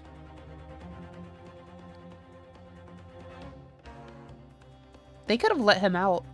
Like, they could have found him in the storeroom and just been, like, trying to cover it up. We're about to find out, so let's keep going. Isn't that right, Inspector Gregson? Well, yes, of course. The place is chock full of pawned articles and my lads have to thoroughly examine them all. So I gave the order to have officers work around the clock and shift so we get through it all. And consequently, there's no way that you, Mr. Graydon, could have gained access to the shop. Therefore, you should have known nothing about the peephole in the storeroom door. So the fact that its existence forms the basis of your testimony is completely inexplicable! Objection! Objection! And yet, the fact remains that Mr. Graydon did maintain that he witnessed the crime take place through the peephole in the door. How on earth is that possible? Could I have a word, please, Lord Van Zakes? Speak, Inspector. It's just that I really ought to be getting back to the station now to put in my report. There's really nothing more I can add to this testimony, so if it's all the same to you, permission denied. Sit down. Oh. It's not all the same to me, Inspector. Not at all. You will remain exactly where you are until this trial concludes. He's angry. Of course, sir. Mr. Graydon, you shouldn't have known about the existence of that peephole. Which can only mean that you must have been informed about it by somebody else. Objection! Stop there, my learned friend. You realize, I trust, that the words you just uttered have extremely serious implications. Yes, but the defense believes that the details about the case that Mr. Graydon claims to have seen must have been revealed to him by a certain someone before his testimony. And in fact, considering a particular clue we have, there's really only one person that could be. Who is the person in question, Counselor? Who gave this witness details of the crime scene to facilitate his false testimony? Obviously, it was Gregson. Take that! Rewind it back. The truth is, it can only have been you, Inspector Gregson. Me? Objection! Objection! You had better have some proof to substantiate such a rash claim, my learned friend. Consider the fact that we have only been aware of Mr. Ashley Graydon's identity for the last few hours. We learned of it only during the course of the trial today. Indeed, preparations for his testimony were made with great urgency during our hour-long recess, while the police executed the subpoena and brought the man here from the communication station. And until that time, Mr. Graydon would have had no idea. No inkling that he would suddenly be required to appear in court. Are you suggesting that until such time as he was summoned? Yes, my lord. Until then, it's reasonable to assume he knew nothing of the peephole. It was only once Mr. Graydon was in the stand that he realized his position. That he would have to defend himself against the accusation that he was the third intruder. You're suggesting to the court that it was while this trial was in progress that he received the information? Sorry, I couldn't do like the gravelly thingy and do that at the same time that time. So that he could commit perjury in order to save his skin? Exactly. And the only person with knowledge of the investigation that he had any contact with is you, Inspector Gregson. What do you have to say for yourself? This is a blooming outrage. Or would I be giving away details of our investigations to this fellow, eh? I was summoned to his lordship's chambers during the recess in any case. Had you forgotten? Quite true. I had a number of questions regarding the events that transpired at the pawnbrokery. Which means the first time these two laid eyes on one another was after proceedings resumed following the recess. Since then, they've been in full view in the stand where such illicit discussions couldn't possibly have occurred. Bruh, do you not remember them literally doing that?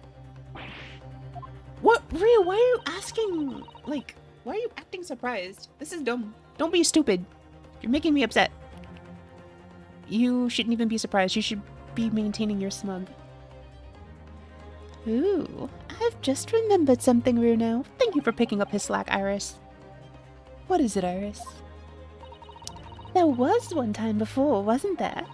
I think it was when Ginny was testifying. Oh yeah, now that you mention it. When the bailiff was dispatched to retrieve McGilbert's music box from the scene of the crime. That's it! It was during the testimony! Was this guy still a lawyer?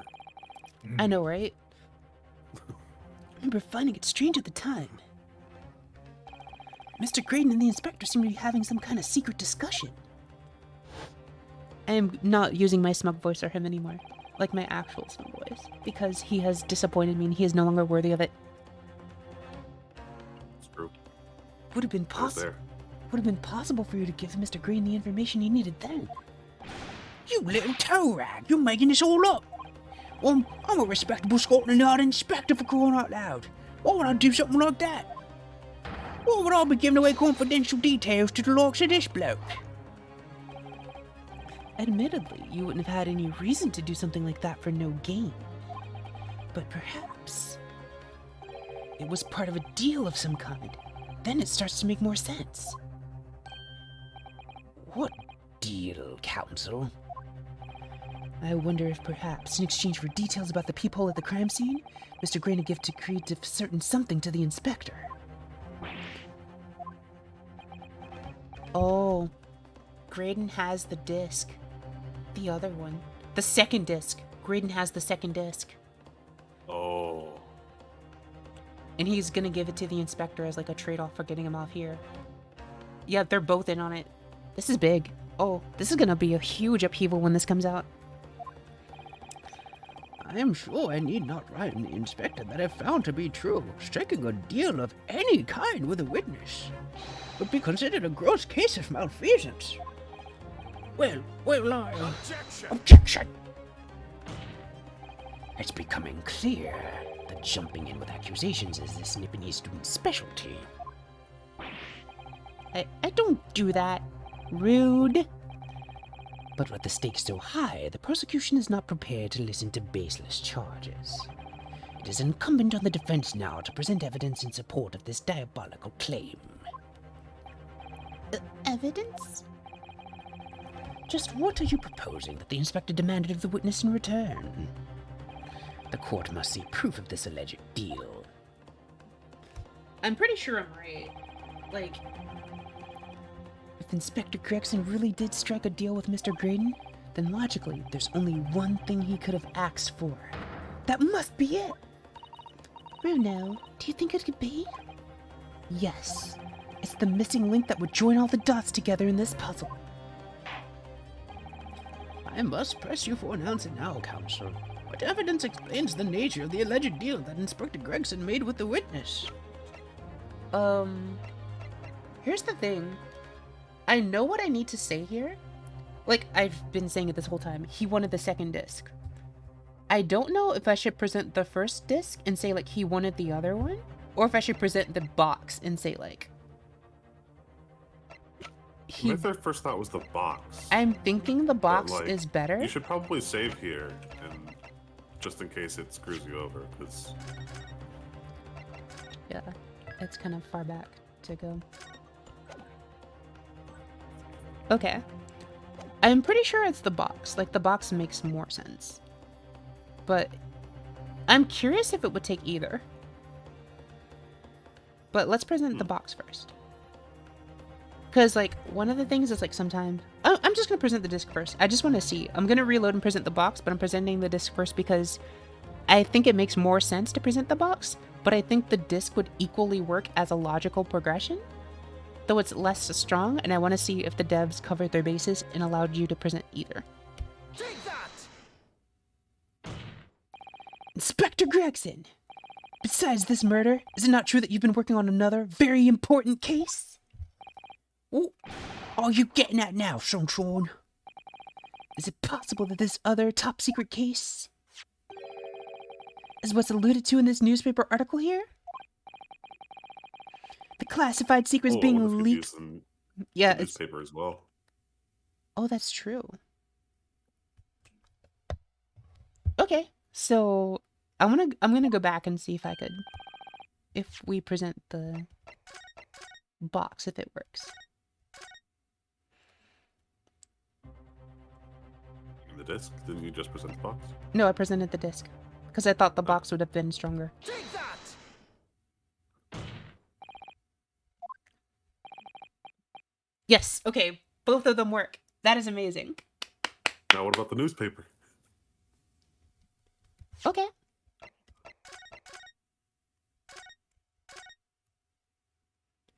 Let's go back and see if even that works. Take that! This, my lord, No. this shows exactly what the deal between these two men was all about. Well, Inspector, what do you have to say for yourself? Dear me, it would appear that this answer has in no way satiated your appetite. Some of that bite should be directed to my learned friend, I feel. Okay. I didn't expect the paper to work. I expected the disc or the music box to work. And since both of them did, devs, great job. I approve of you. Thank you for doing this because it frustrated me to no end in previous games when this wasn't acceptable. And you had to present one specific piece of evidence that was ever so slightly stronger than the other. I hope that the devs take pride in doing this sort of thing. It is absolutely phenomenal that they cover the backgrounds like this. Let's go ahead with the box Take again. that! Inspector Gregson! Besides this murder, is it not true that you've been working on another very important case? What are you getting at now, Sunshine? Is it possible that this other top-secret case? Okay, I can go back to being smart now. Is what's alluded to in this newspaper article here? The classified secrets being leaked overseas from the Ministry of Justice? How to bleed know, could you? We discovered during the course of this trial the music box deposited at Windybanks by Magnus McGilded. A special music box designed to play 2 discs at once. It would seem very likely now that encoded on the pair of discs that were in McGilded's possession are the leaked classified secrets.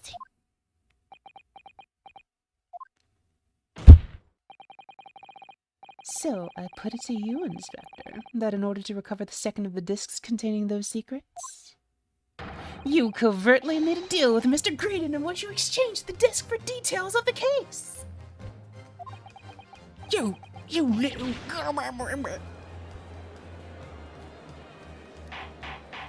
Smug, power up! Order!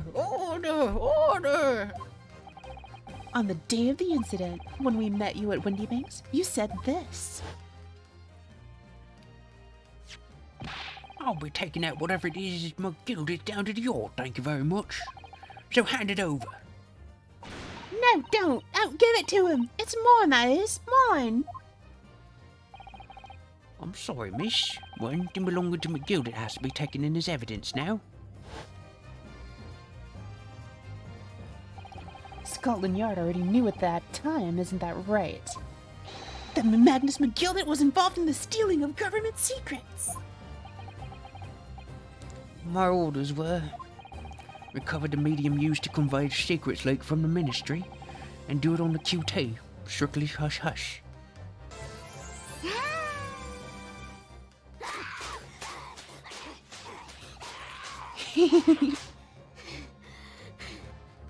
Beating him up like he stole something, because he did!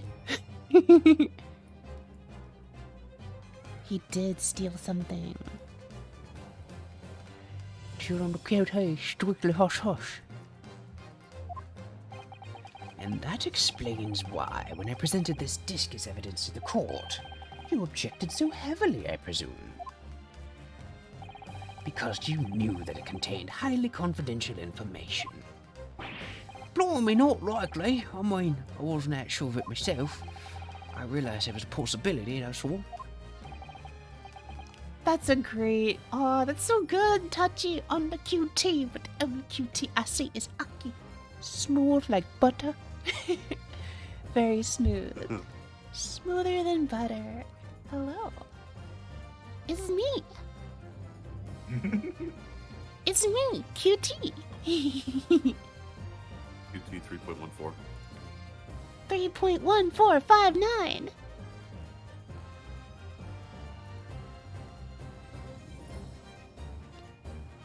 $3.14159.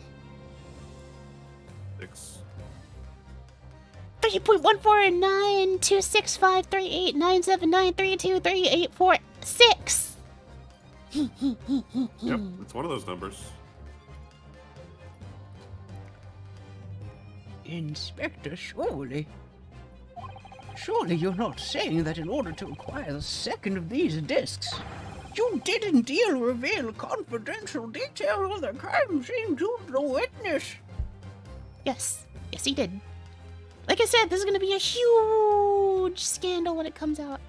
Huge. To aid and abet this man in giving false testimony. There's no other way that Mr. Graydon could have known of the existence of the peephole. It's the only explanation. A deal was struck between these two men.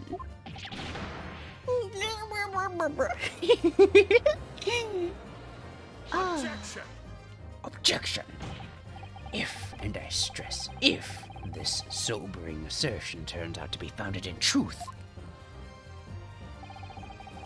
it would mean that the second disc is, as we speak, here in this very courtroom. Why Wait, would it mean what? In this room? How could you possibly make a claim like that? that? Because Inspector Gregson is a Scotland Yard detective. What? What's that supposed to mean, eh? As a seasoned policeman, the inspector will have approached this alleged deal with caution. Certainly he would not have accepted a gentleman's agreement in this matter. No, he would have insisted on having the article agreed upon in the palm of his hand. Good gracious! Then you mean to say Inspector Gregson already has the item in question in his possession? He has the second disc actually on his person! What an idiot! Wow! Yes! Yes! Yes. Well, yes. The defense I don't remember demands that the one. inspector is searched at once! Definitely. They could only have struck a deal with each other when Ginny was testifying before, and Gugsy hasn't moved from the witness stand since. My lord, please, order an examination of his personal effects immediately! Well, Inspector.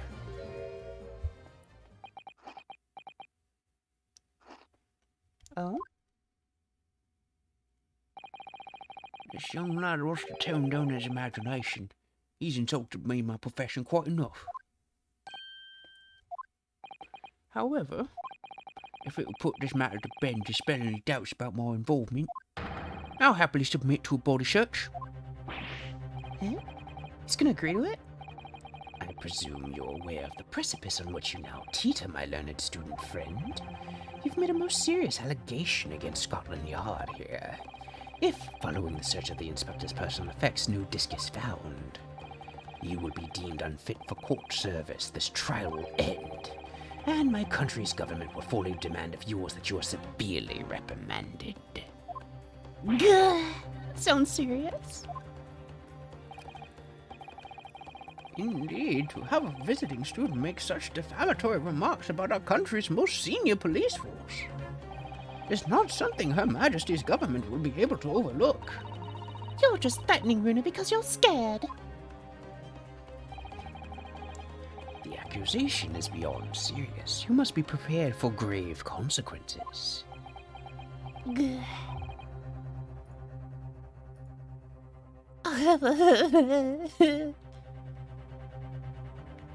It's true. I can't imagine Gregson would have accepted a gentleman's agreement for something so critical. The disc must have physically changed hands, which means the inspector should have it. But somehow, something doesn't feel quite right here. Very well, Counsel. You know the implications, so let me ask you one final time. Yes, my lord. Do you still persist in formally requesting a research of the inspector's personal effects? I would say we do need to execute a search here. We can't let this go. But the fact that he's so calm implies that it's already, like, it's already slipped it to somebody else. it's slipped to someone else. As to who, Maybe, Wait, Wait earlier a when he was second! Yo! shaking somebody. When he was shaking When somebody he was earlier. shaking Nash! Pog! I knew it. I was gonna say Nash. That was so out of but I didn't see him character. shaking. Yeah, he like grabbed Nash earlier and was like shaking him back and forth and was like grabbing him by the collar and like being really weird about it. And I was like, why is that the case? Why would Gregson have done something like that? There it is. Because it wouldn't be on the other person either. Yes, the defense formally demands the search be conducted. Well, don't say you weren't warned, but your typical nippity stubbornness may well land you in hot water this time. Perhaps the lesson will do you some good. Fair enough. I've got nothing to hide. Very well then. Bailiff, conduct a search on the... Objection! The defense demands a search, but not of Inspector Gregson. What? Now what's all this? I'm the one you're accusing, aren't I? I thought you wanted to search me. No, no, Inspector. Not you. Somebody else. What's the meaning of all this, eh? Lost at last, have you, sunshine? Court shouldn't put up with this nonsense. You're being completely irrational. Do either of you want to do Gregson for this? Be I'm quiet, running all of you. that dungeon.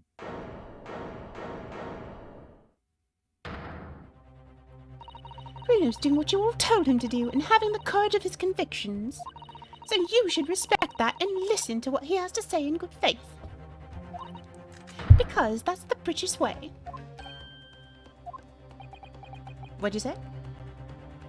I'm running a vet dungeon right now, so I can't really pay that enough attention to read. Okay. You touch it? Sure, I can do it for a bit. Okay. Gregson. Well said, young lady. Indeed, this court is in awe of the defense counsel's conviction and eagerly awaits his next words. You're what? You're not witness to my lord? If I'm not mistaken about the things I've seen in court today, I'm fairly sure that I know who has the disc in the moment. There's only one person it can be. Counsel, of whom do you request this search now? So, since we're Usana hitting... Mikataba. Yes, she took the disc. I gotta look. Search Windy Bank. That's the right answer. Well, search the body. Bring the body to court. Bring the and body all stand the way up to in the court. witness stand. And just be like, I'm pretty sure, what's his face? Van Zeeks would just veto that and be like, stop wasting the court's time. Like, how dare you? Search Van Zeeks instead. Also, I think it's getting close to the next ad, so to avoid like messing up the flow of things. Oh, thank you for the head pat, Ryu. We're doing so well right now. I guess we'll just keep going then. We have to request the search of this little potato. Cat. Nash Skulkin? Exactly. Mr. That man? Mr. Skulkin. Say it ain't so. Of course it is. I don't know. Take that, rewind it back. Oh, my lord, Mr. Nash Skulkin. Well, I never. Eh? Blimey. Me? You? Very well then, bailiff. Restrain the witness and conduct a thorough search of his personal effects. Please, my lord. Inspector? Scotland Yard has to object to this search. Objection! Objection. Oh, sorry, that was supposed to be you. Go ahead and do it. Unfortunately for you, Inspector, your objections carry no weight here. Eh? In this courtroom, only the prosecution and the defense have the authority to object. But you're not Van Zeeks. I have no idea what forces are in play that might influence your actions.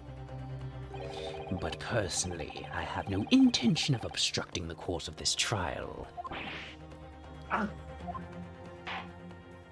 Bailiff, carry out the search.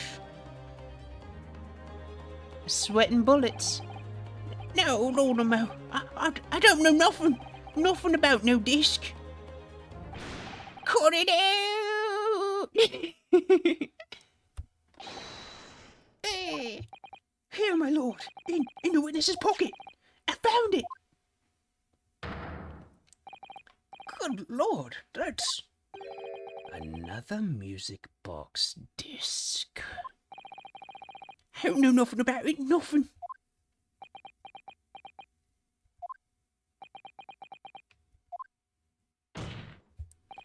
That is the second music box disc left behind by Magnus McGilden. Is it not, Inspector Gregson?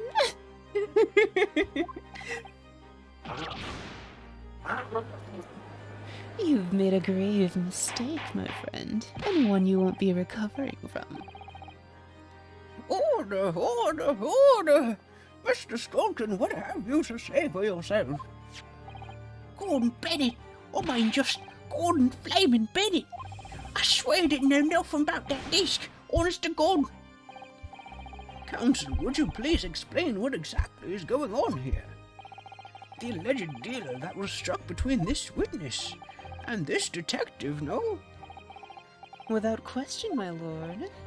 Then for pity's sake, why on earth was this man in possession of the disc that the inspector traded for information?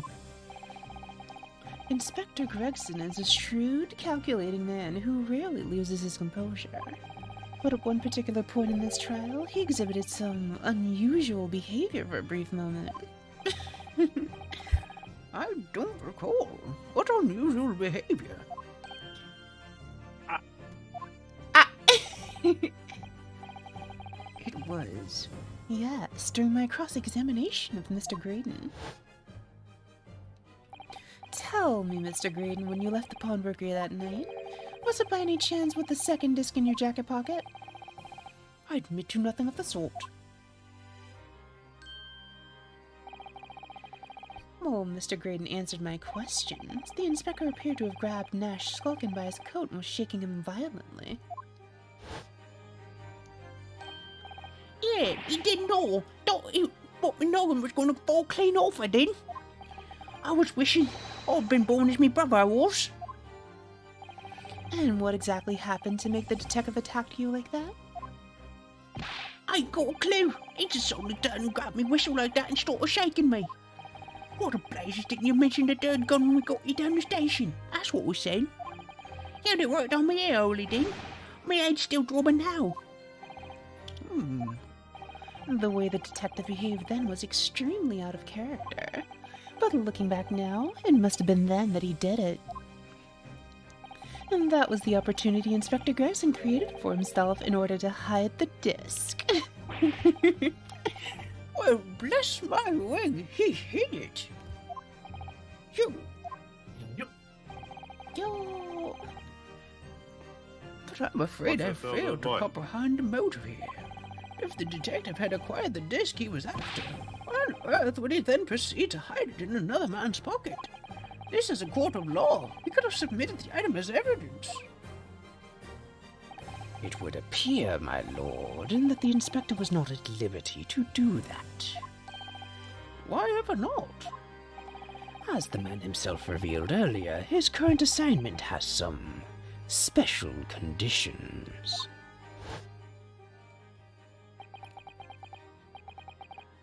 My orders were covered the medium used to convey the secrets leaked from the ministry, and do it on the QT. Strictly hush hush. Hush, hush. A top secret assignment, is it? As far as we are aware, the information stolen comes from confidential government communications. It would seem that if that information were to be revealed in court as evidence, it would be problematic. Does that sum up the situation, Inspector?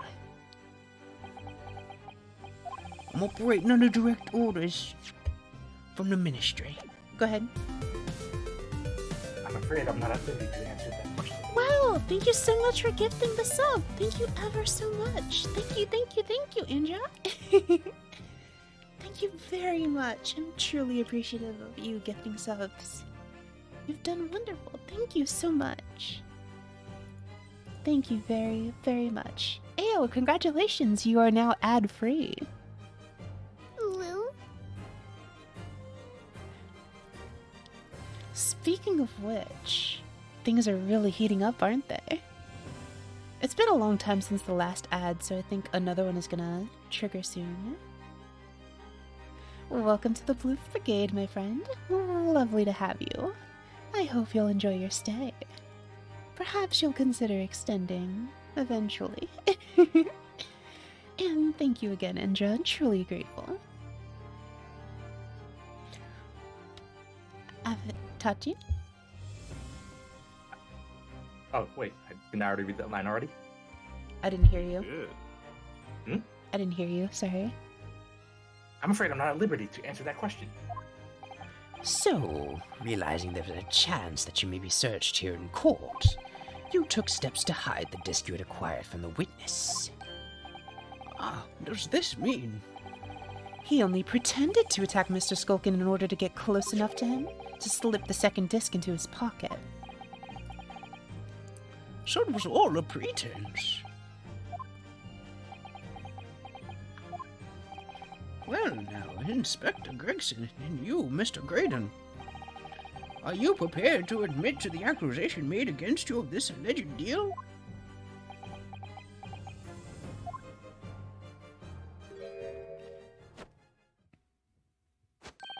Admit to it? Yours truly? Please. Mr. Graydon. Clearly our eastern visitor has an uncommonly active imagination. However, there's no proof that I passed that disc to the inspector. Objection! Objection! But then, how do you explain the reason why you knew about the peephole? I'm under no obligation to explain. What? What? Really? No, you are. Yes, you are. You kind of are. Yes, I lied in my testimony, that I admit, so sentence me accordingly. But that is all I admit. Murder, leaking government secrets, striking a deal with the detective. All of it is this young Eastern man's fancy.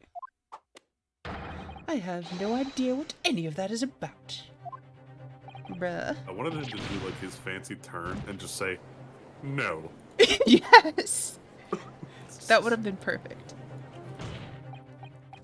Well, what about you then, Inspector Gregson?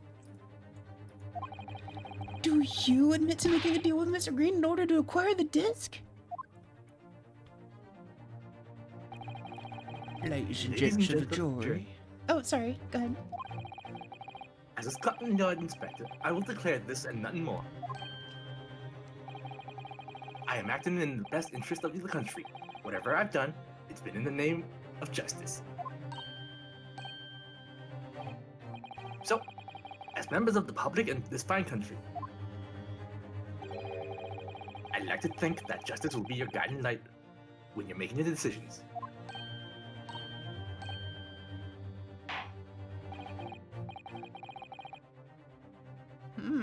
This is quite a quandary indeed. Rarely have I encountered such extraordinary tumultuousness in the concluding of a trial. Nevertheless, in the absence of any further evidence to be presented, I believe it is time that we put the matter to the jury for their final leanings.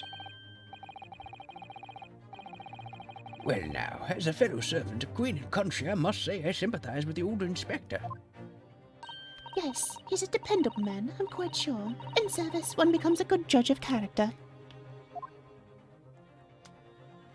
Even crossing your eyes doesn't help when it comes to looking at this case. It's all Oh my blurred God, to me. It's the same time. Same thing every time. What? He never says anything actually useful. No, right. Well, as a fellow professional, I'd like to put my faith in the detective, really. Graydon is highly skilled operator. Stop! Currently in presence of our stop! Detective has very much trusting eyes. More than this. I cannot say. I don't believe it. These 6 jurors are. They're gonna believe Gregson. If they declare their decision now. Is Jake going to be found guilty? If I don't manage to produce some definitive evidence right now, then we're gonna lose. Either some There's proof less evidence to prove that Ginny did anything. I know, right? Either some proof that Graydon killed Mr. Winniebank or stole those government secrets. Or some evidence to force Gregson into admitting that he struck a deal with the witness. Well then, counsel, I think it's time I imposed on the jurors to declare their final decisions, no? That is, unless you have some compelling evidence you have thus far not presented to the court. If I let the judge call on jurors to announce their leanings, Gina will be found guilty. So there's no choice then, Runo. You have to throw some more evidence at them. This is it now. It all comes down to this. Who do I present evidence against? Gregson or Graydon? This is a hard one. I Yeah, don't that actually know. one's- Do we even have more evidence? I mean, could we not just play both discs? That's what I would like to do. And then have the jury. Box orbs are given out in sets of 9 up IO for watching. And as such, everything that you can purchase with them is divisible by 9. Nice. And I still haven't fixed the stuff for other people. I intend to do it this weekend once I actually have time. I just haven't had time. It's been literally going from stream to, like, work to stream for a while. Archilumen will be significantly farther ahead of everyone after that happens. I instantiated Really? them a little bit later. Substantially ahead of everyone except Tachi. Actually, no, I think you might even be ahead of Tachi. Yes. I'm pretty sure you will be at 1 and then Tachi will be very, very close behind you. Actually, I don't know. Tachi may have lurked enough to make up the difference. But, like, you get a lot for having gifted bits and stuff. And I haven't retroactively applied those. I can't retroactively apply watch hours, unfortunately, because I implemented that a bit late, but... and that would be unfair, because I can't track that sort of thing. But, going forward, I do intend to, for people who have gifted subs, and like, after I implemented them, I will give them the materials for the subs that they gifted beforehand and any bits that they've given me beforehand as well. Alright, so back to the puzzle. So let's look at every piece of evidence one by one and just either say its usefulness against either of the two or it's useless. Armband, useless. Pawnbroker's ticket, useless. Gina's representation papers, also not very useful.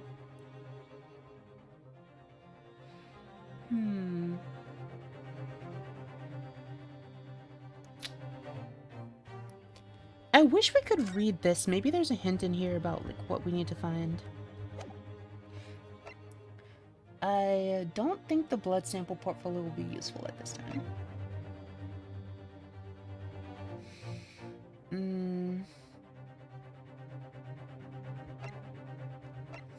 I don't think it's the pawnbroker's ticket either, and I don't think it's the McGilda case notes.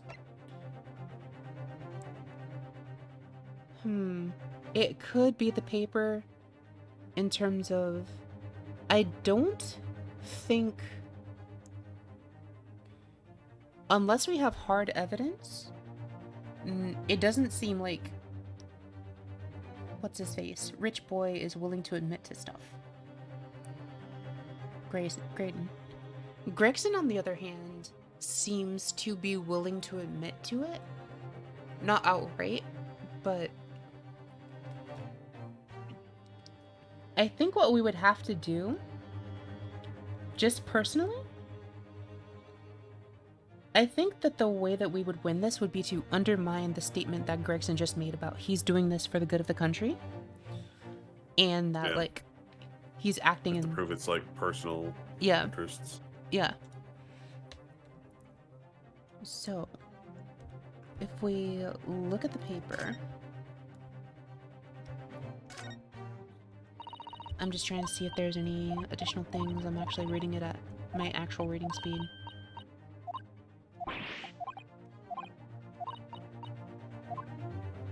Okay, so I don't think that's necessarily it. Okay, it's not the autopsy report.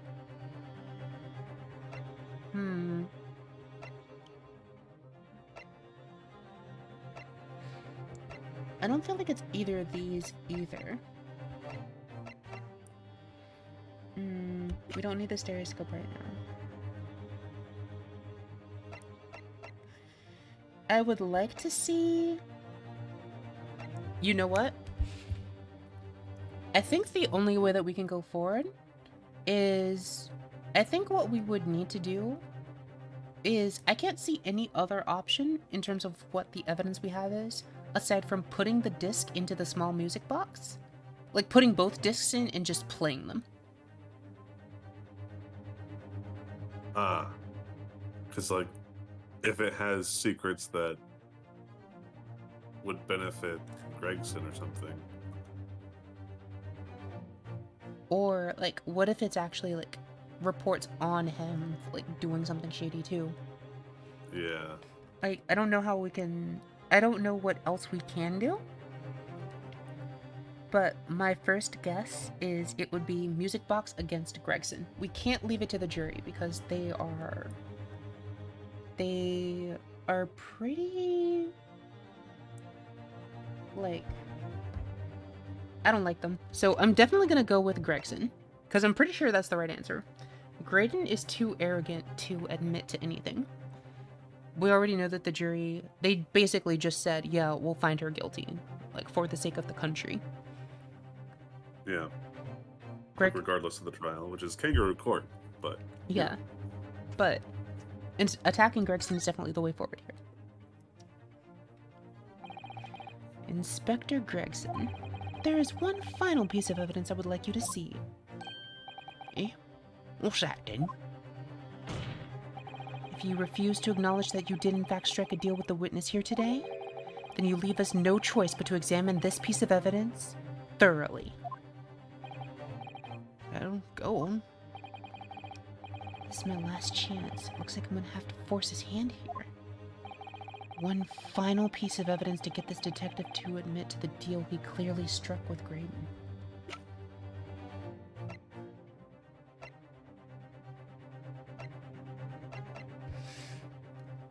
This is hard. Do you think I'm right?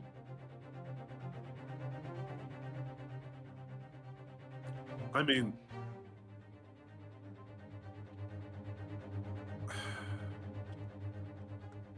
did you save already? No, I should say. I feel like the. Wait, what did the newspaper say again? It was. Did it mention anything about like the Scotland Yard being involved or whatever? No, just that it's like a big case. Hmm. I'm pretty sure, like, the only thing that I can see is that we need to just bring it into the open. Like, if he doesn't Yeah. admit to it, then we're gonna have to actually listen to the discs, and that's kind of what Renosuke is getting at. I think that's how we're gonna do this. Alright, let's do it. Take that! Is that Mr. McGilder's peculiar music box, Counsel? Yes, with the disc already in place, ready to play. I think perhaps now would be a good time to listen to the sound produced by the music box again. Only this time, with the second disc we've just uncovered set in place as well. I was right, let's go. Goodness, this disc, Counsel? Hold it! Tachi? No, wait. I can't let you do that. Why not? Because, well... Because it's got nothing to do with this case. That's why. Objection! Objection! In that case, you shouldn't have a problem letting us listen to it. So you're obviously lying, Inspector. Eh? The defense has already proposed that the sounds heard by the court earlier from this music box were part of a Morse code message. We know that the Morse code comprises of 2 distinct tones. The defense believes that the second disc contains the second tone needed to complete the message. And now we have a chance to confirm our theory. Crying out loud, Sunshine. We're talking about state secrets here. If you go letting the whole courtroom hear confidential information like that, it's treason. Not my problem. I'm not a student. I'm not a citizen of the country then. However, in that case, do you admit the charge that in order to protect those state secrets you engaged in unlawful dealings with the witness? You're mad. If you let that secret information out into the public domain, you'll be making an enemy of the entire British government. You idiot! Objection! Let's not forget, Inspector, that you, a Scotland Yard officer, leaked confidential case details to a witness. That you continue to lie to the court. And all because, by fair means or foul, you're determined to do your duty. Well, by fair means or foul, I'm prepared to do mine. Don't you dare! I will stop at nothing to protect my client. I don't care who I make an enemy of.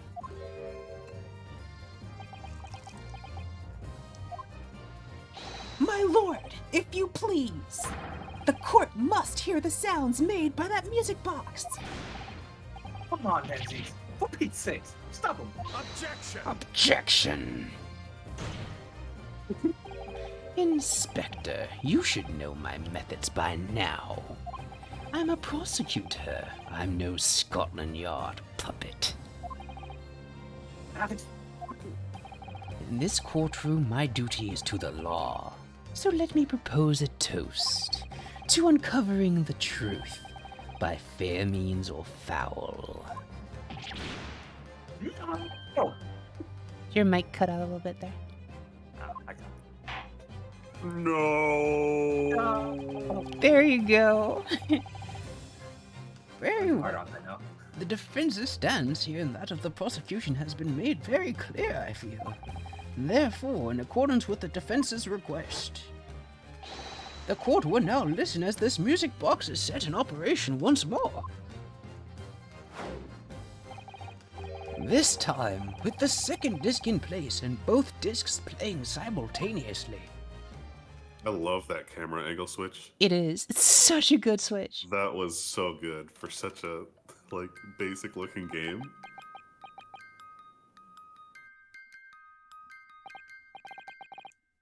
Oh, listen to that. It's unmistakable now. It's Morse code! All right, I admit it. Whatever you want. By the love of God, shut that bloomin' box up. Now, was that so hard? You fool. You could have prevented this by just admitting to it in the first place. Let me ask you again then, Inspector Gregson. Did you or did you not strike a deal with the witness next to you in the stand, Mr. Ashley Graydon? Specifically, did you furnish the witness with confidential case details in exchange for this music box disc? Did you reveal the existence of the peephole in the pawnbroker storeroom door, Inspector? I did. Stop! What are you doing, man? It's all exactly like the young Eastern lawyer said. When the trial resumed after recess, we were all standing here, standing together. And that's when he approached me with a deal. Shut up, you imbecile! Shut up! Shut up! We haven't heard that since case 1. That's your line. Psst, you there. You're the detective who turned up at the pawnbroker the other day, are you not? I may have something you're looking for, Inspector. With me at this very moment. So how about a trade? I suggest you accept.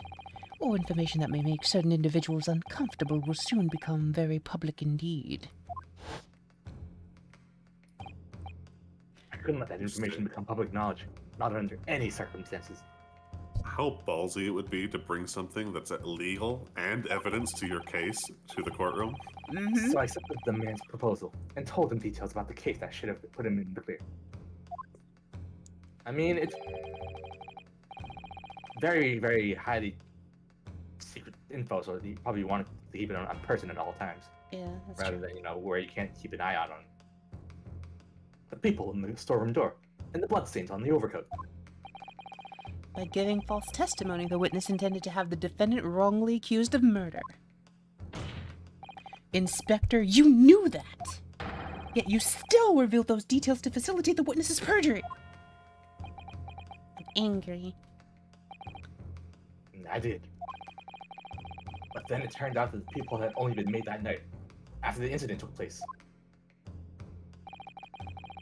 Scotland Yard wasn't aware of that, if I'm perfectly honest. Well, Mr. Graydon, what do you have to say for yourself?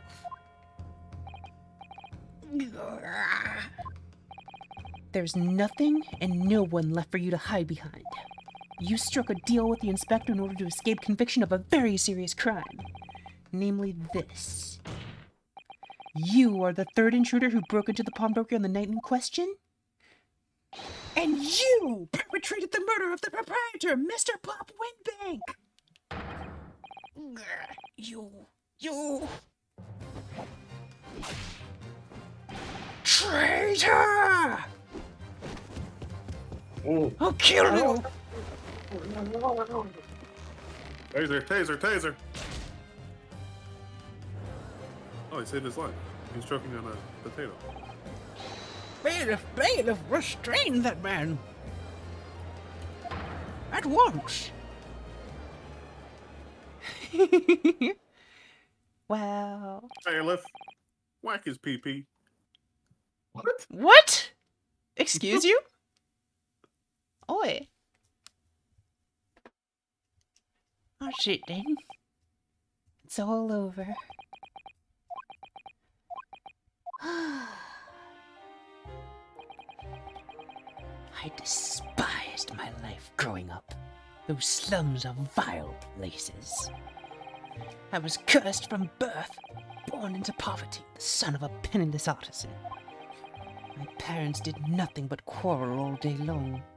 What little money they had was never spent on me.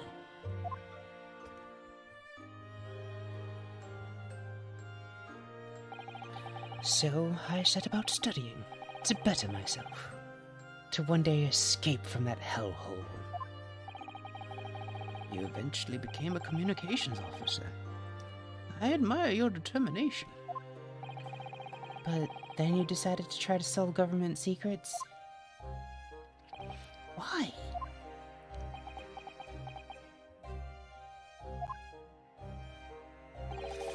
Isn't it obvious? Because I wanted money. Even now, years later, the nightmares of my life in the slums wake me in the small hours. I wanted to drown them out with more money than anyone who lived in that squalor could ever imagine. Then one day, I met him. Mr. Magnus McGilded. You're a fiend with acquired talent, so you are. I've money to throw your way if you're interested. All you need do is go along with me little plan now. I was to steal the ministry's telegraphic message logs. Then McGilded would buy them for a handsome sum. As I was responsible for inspections of the ministry's communications office, it was a simple enough task. The lure of the devil's offerings. How easy it is to succumb. Thank you for the head pats again, Ao. I'm so happy we finally solved the case. It feels like from now on it's just resolving it. Like I don't think I have to present anything else. I'm happy. But you must surely have realized the seriousness of the crime you were committing. And for that reason, I took great lengths to ensure my actions were untraceable. By using the music box. I am smart Aki, smart Aki. Big brain mode. Praise Big brain. me. Big We brain are not mode. just petting the Aki, we are rubbing her big brain to get some. This, Yeah. Here's some knowledge. yeah, hopefully Rub it'll, my you know, big brain. rub off onto us. It's a good luck, Aki. Thank you. My father was a brickmaker, though my mother divorced him when I was still a child. Yes, Mr. Mason Milverton. That's right. He was very skilled with his hands. He'd once been a music box maker's apprentice. I imagined his skills would be sufficient to create a machine that could generate Morse code. So I sought out my father again to employ his services. It was the first time I'd seen him since I'd left the slums 10 years earlier.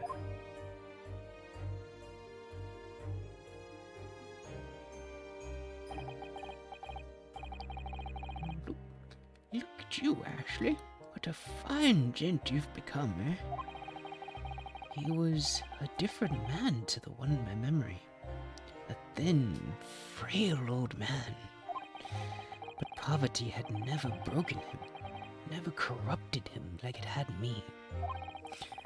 I was sure that he wouldn't help me if I told him the real reason. So I made up a story. I've got some work for you, Father. I need some music box discs made. Music box discs, eh? A musician friend of mine has written some music he wishes to sell to the public. I've brought the score with me. There are two, actually. I'd be delighted. I'd be delighted, son. It's been 20 years since I did any work like this, though. Fetch my tools, would you? They're in the loft. That's how I had him make the two discs, thereby splitting the information in two. You were taking very considerable precautions indeed. It was to protect myself as much as anything. It meant that I could deal with McGilded in two separate transactions. The first involved the first of the two discs and their music box for playing them. I exchanged them with McGilded for 10 guineas. Then on receipt of the second disc, he would pay 1,000 guineas. So, what happened on the omnibus 2 months ago? Was the second part of the deal the exchange of the second disc? Yes, I'd sold the man information that way a number of times already. But it seems he became reluctant to part with his money. But that doesn't make sense, Mr. Graydon. For why was it that on the omnibus 2 months ago, your father, Mr. Milverton, was the one dealing with McGilded and not yourself? When I received the 1,000 guineas after my first completed dealings with McGilded, I decided to give 200 to my father for his troubles.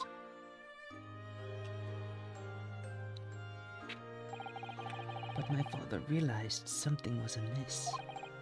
In time, he worked out that I must be involved in something dubious.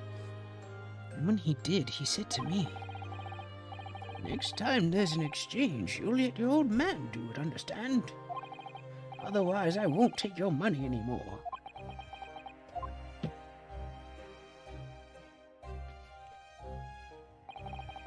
that was my father's way of dealing with it, I suppose. Climb into the omnibus, hand over the second disc, and take the money from McGilded. That's it. He had no idea what was actually on the discs I'd asked him to make. He never knew. Just like I'll never know why everything went so horribly wrong that night. All I know is that the disc was taken from him, and he never returned home.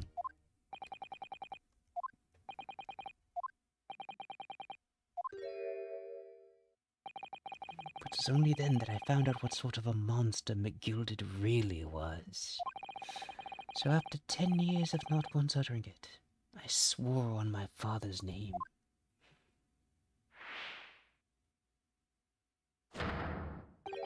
To exact revenge. Revenge? Indeed, he must have been the one to kill McGilded. Wow. So what if what's actually on the discs is just garbage and it was just like a lure? No, that's not the case. Remember, he's the one who actually obtained the secrets. He just had his Yeah, father. but he's done that many years, like for the past 10 years, right? So what if this time it wasn't actually like any secrets? Well, the revenge No, is probably it was. case one where the fire on the omnibus actually killed McGilded. Yes, he killed McGilded. And we know that it's secrets because Gregson wouldn't have needed to react that way. If Gregson had actually gotten to listen to both sides, He did. Gregson might not have actually known. No, the second disc he didn't get to listen to it since he was just handed it. Yeah, So but he's we only played under it. the We started assumption. playing it, and he Yeah, recognized he was it. only under the assumption. Oh, but yeah, you said you were. Yeah, you're right. All right.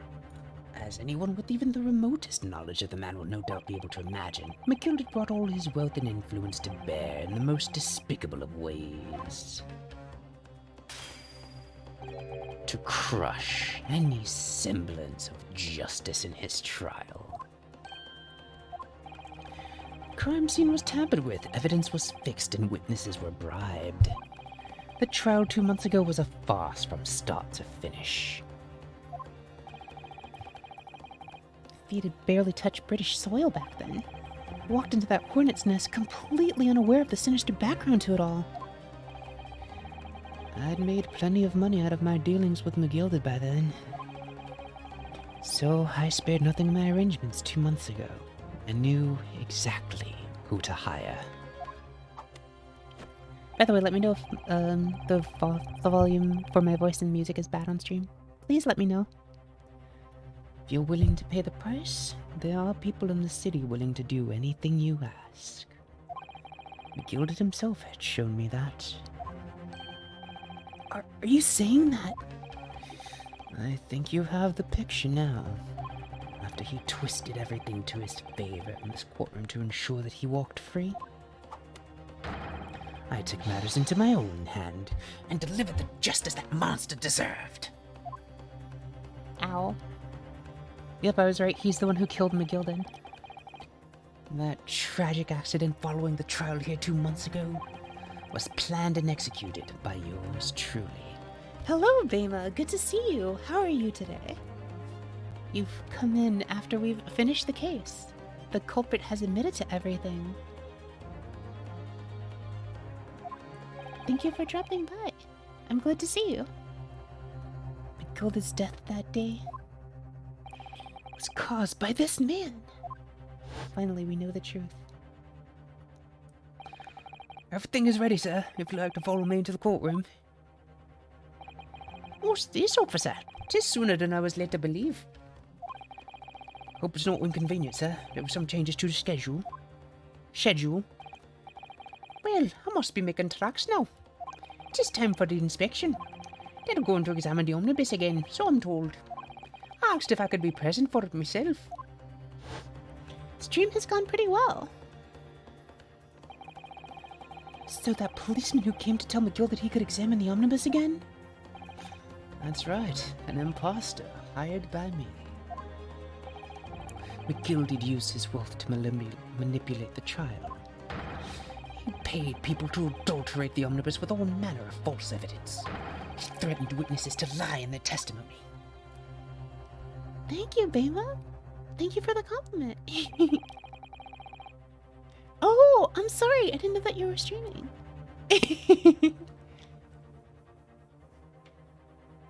Yeah, I'm sorry. I thought that was Bema. I wasn't reading carefully. I thought it was Bema asking like how stream was going. So I gave the man a taste of his own medicine. Once the omnibus was doused in paraffin, one of my sham policemen ushered McGill inside and sent him on a one-way journey to hell.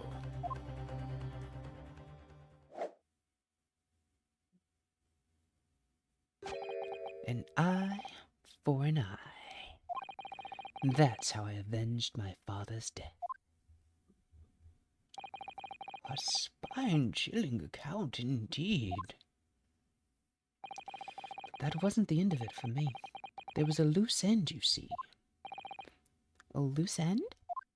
Oh, the last pair of discs. Where'd it go? Yes, I should think it was obvious. The second disc, which my father had taken to exchange with McGilded.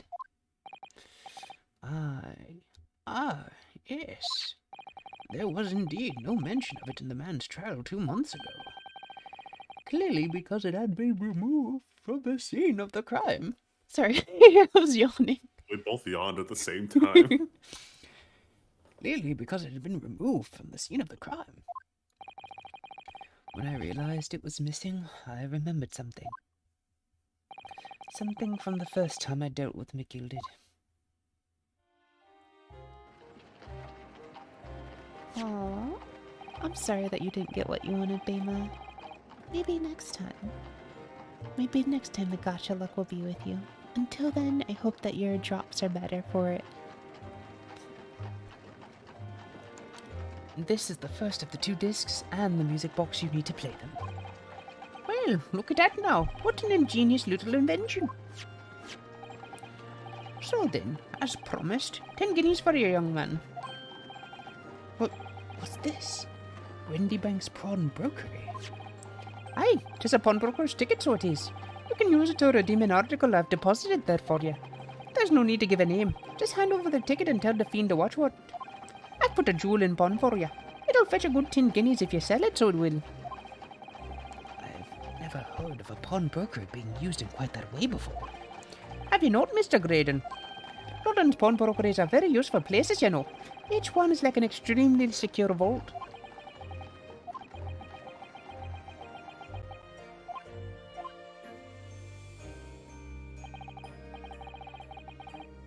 I'm glad that you like them.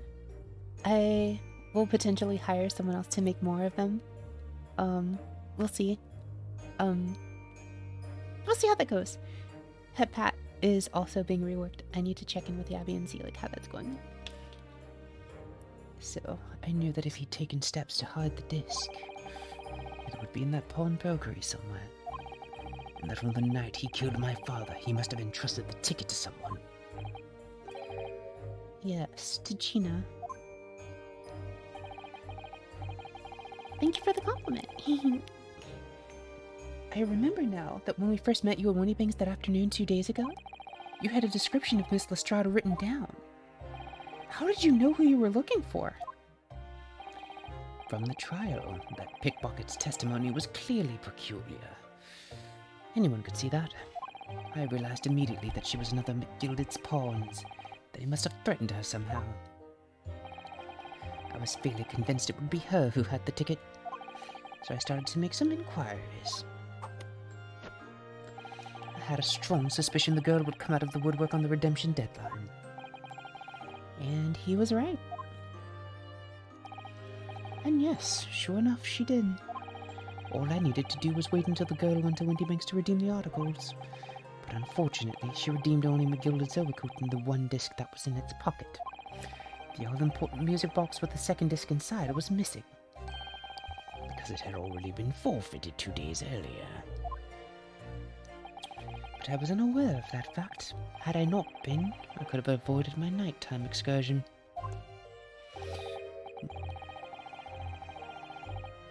You want to do it, or? Meanwhile, as our investigation into the stolen government secrets was progressing, we picked up on the fact that McGilded was involved.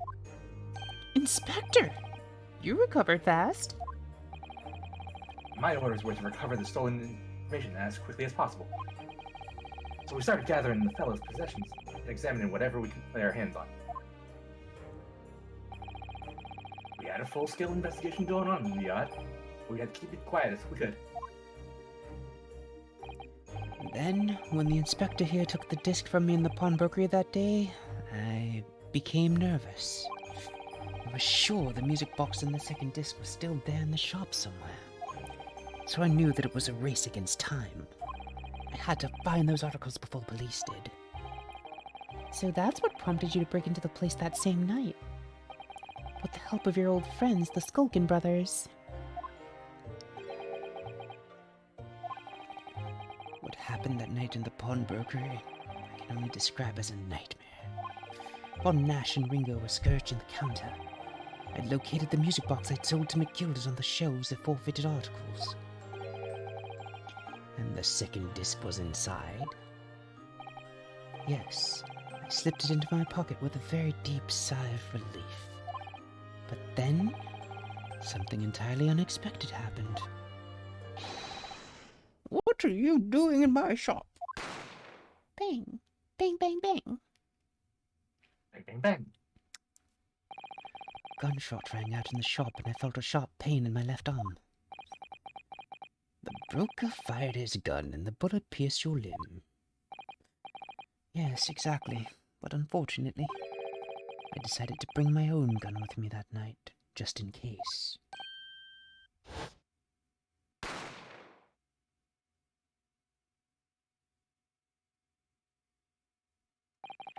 Before I knew what was happening, I'd fired back.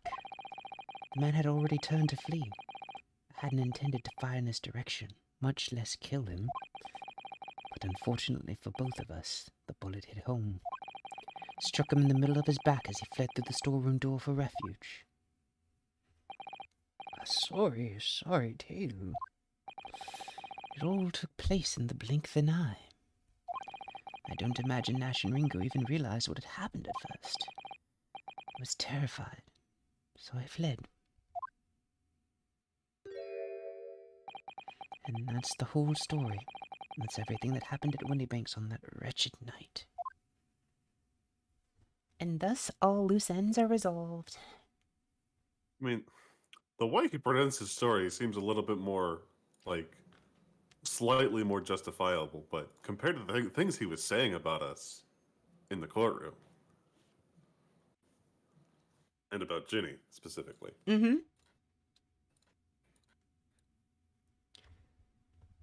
I guess he's just humble now that he's been broken. Fair enough. Earlier, you called Mr. McGilded a monster.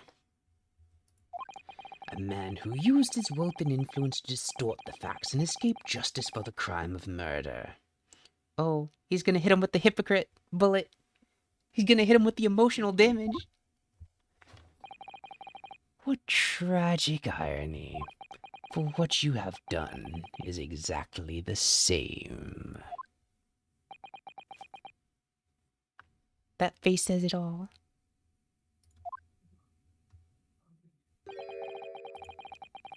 You've become the very monster you saw and despised so deeply in McGilded. Emotional, damn it!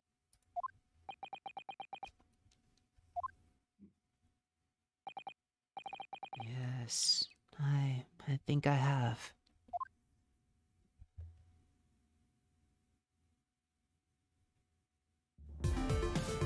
Yay! Hello, clown. Thank you. Thank you for the sub. That was good timing to like hold off until like after that part. Thank you. Hope you've been enjoying this. Well, this has been a long and exhausting trial. I talked with my friend about making like the icons for subbing, and they said that they'll potentially look at it this weekend. I will also potentially look at it this weekend as well. Congrats! That's true! It doesn't feel like it though. However, it would seem that at last we have arrived at the truth. Inspector Gregson, what of Mr. Ashley Graydon? Tachi? He's been restrained, my lord, and is being escorted to the yacht. He'll be in charge for the murder of Mr. Windybank and the stealing of government secrets. Very good. And you, Inspector, regrettably, you will have to face charges yourself. You did it bad. You have to Yes, pay for the my bad. lord. Of course. It transpires that you were complicit in helping a criminal escape justice. That fact remains whether or not you were doing so in the line of duty. The crime is a serious one, Inspector, and inexcusable. Now, to the defendant, Miss Gina Lestrade. Oh, yeah.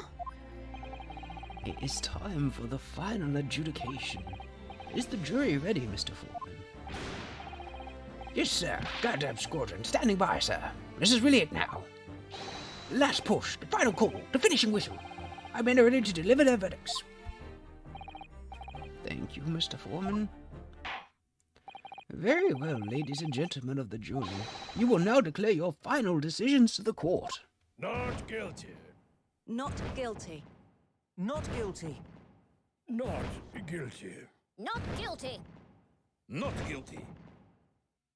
I was waiting for one guilty. The scales of justice have tipped.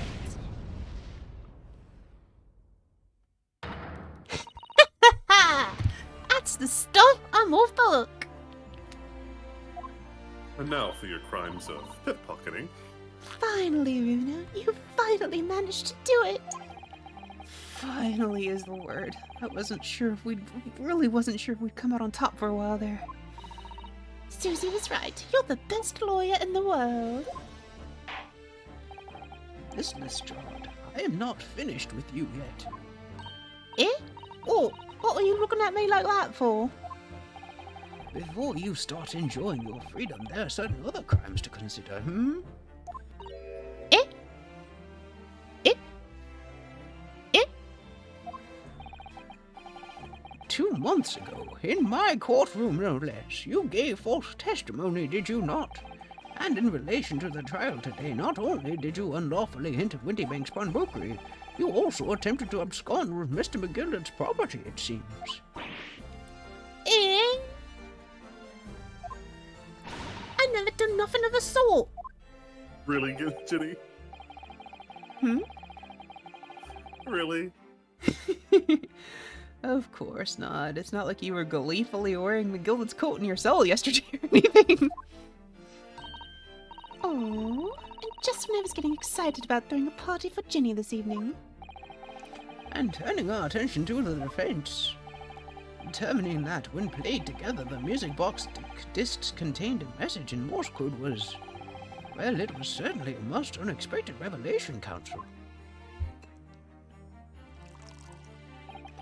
Quite so, my lord. The prosecution was caught entirely off guard. In fact, I think we should applaud my learned friend's courage here today. I propose a toast to demanding that government secrets be disseminated before the entire courtroom. He's like, I love how he doesn't even, like, say it outright. He's just like, Today, you have fucked up. Let us celebrate this. it was at that moment that Ryusuke knew. All together now. He fucked up. Very, very sorry about that. It was the only way I could get Inspector Gregson to admit to what he'd done, so, If one might say something. if it's probably the telegram lady. If I may say something on that point. Isn't that it's about the sounds produced by the music box before. I do wonder if that was really Morse code at all. What are you saying, madam? Oh, well, it's just that I'm really rather fanatical when it comes to Morse code, you see. So much so that the whole world seems to be covered in dots and dashes to me, in fact. Goodness, madam, an unhealthy level of obsession one feels. But I must say that in my opinion, the sounds produced by those two discs were nothing more than that. A meaningless series of two different tones. What? What? What? Can that really be? I can't believe you might have been right. It wasn't Morse code after all? Just call me a criminal mastermind. Wow. Wow. My lord, the defense would like to listen to the music box again. Oh, you're not. He doesn't know. Go ahead. Are you out of your mind? How many times do I have to tell you? Those contain ministerial secrets, Sunshine. This courtroom is not an appropriate forum to discuss the nature of the government communications. We know McGillett conspired to trade national secrets with our enemies, secrets acquired from Mr. Graydon. Now that the man has admitted to his crimes, we have no need to pursue the matter further. Good. But it's really gonna bother me. I agree, it's gonna bother me too. Miss Lestrade, Yeah, my lord? that what you have seen today here in this courtroom has been extremely disturbing. Falsified evidence, intimidation, perjury. A grim catalogue of depravity. An appalling experience to befall any child. Come on, it ain't nothing I don't see most days in the back slums. I beg your pardon? If you're weak, you pay for it. That's just how life goes. Gina? But look, I reckon I've worked something out today. The world ain't fair, but if you want it to change, you got to start at home. You got to change how you believe how you are yourself. Be the change you want to see in the world. Oh, that's a very laudable lesson, I would say. I eagerly look forward to the born-again Miss Lestrade never gracing my courtroom with her presence again. Now, with regard to the murder of Mr. Pop Windybank, proprietor of a pawnbrokery business on Baker Street, I hereby declare the defendant, Miss Gina Lestrade, not guilty. Yay! We did it! Yay! Fireworks! Oh, she's gonna shoot one up too! Oh, that was a gun. I was like, what the hell is she doing with another gun? Fireworks launcher! Let's go! Big one. 10 stars! 10 stars! That is all. Court is adjourned. Boink! And we're done here! Let's go! The courtroom is cleared out. Oh, we're gonna have a one-on-one?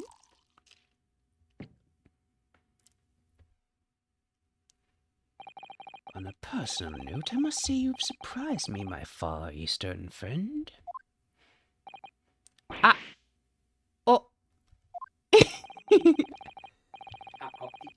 Despite your handicap, you saw through the pretense to the malice that festered within that Englishman. and at the same time saw through the grime to the surprising heart of your English client. You have a curious talent for judging character, especially considering our very different cultures. I don't think there's anything curious about it. Whether we're from the Empire of Great Britain or the Empire of Japan, we're all human beings. We're not so very different on the inside. No, I think I'd rather be racist. I took this case for one very simple reason. To lock swords with you once again here in the courtroom. You did? When I encountered you for the first time 2 months ago, it reminded me of toasting friendship and trust with another Japanese, only to find my trust betrayed. Through you, I hope to look into the eyes of the man I once knew and try to understand. You mentioned something similar earlier today, about total betrayal at the hands of the Japanese. What happened exactly? Well, you may ask. And one day, when the time comes, you will learn the answer, whether you like it or not. Oh, that's not ominous at all. Alright, then I'll wait for that day, if I must.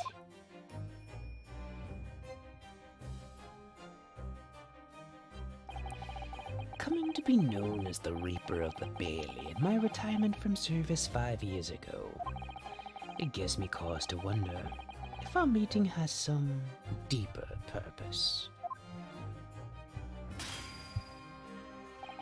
So, farewell, my learned fellow, until we meet again.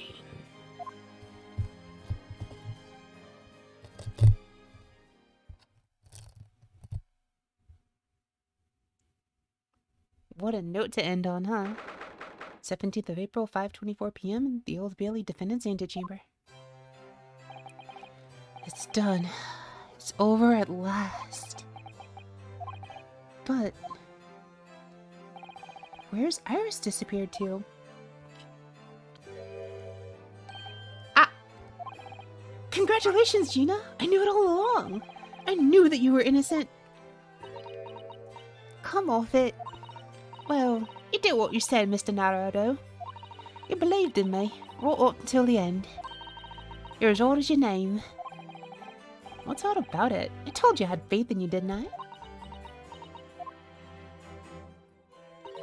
No one ever has before, see? Kept a promise, I mean. Properly. That's awful. I figured something out today. All my life, growing up in the slums, I've never trusted no one. That's just because I've been scared of being stabbed in the back. I mean, the more you trust someone, the more it hurts when they let you down. Yeah, I think I can understand that. After all, I had a taste of it in that trial 2 months ago. I chose to trust someone and paid for it. That betrayal left a big scar. You know though, Gina, I worked something out quite recently too. Trusting in someone else is really an exercise in learning to trust yourself. And when your gut tells you it's the right thing to do, and your trust is rewarded, there's no better feeling in the world. Agree. I think I have you to thank for reminding me of that valuable lesson. Oh, well, if you say so. Don't make a fat lot of sense to me, though. I'm trying to say that putting my faith in you, Gina, has been a real pleasure. For crying out loud, pack it in! I suppose I sort of feel the same. I mean, sometimes trusting someone else is, you know, alright. Thanks. I know the feel. This is the way I see it, Ryunosuke. A defense lawyer is only as good as his faith in his client. And that comes down to how much faith he has in himself. After this experience, I'm starting to feel like I understand what he meant. Kazuma, am I living up to your expectations? Am I turning out to be the lawyer you believed I could be?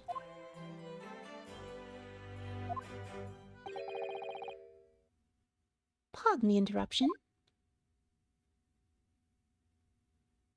Oh, it's... But what the deuce does a man have to do to be noticed around here, my dear fellow? that voice! It's too late for that voice now, Mr. Naruhodo. I've been standing here patiently in the corner of the room for an eternity. Ha ha ha! Yes, it was me all along, I would have said when finally you noticed me. But you people with your...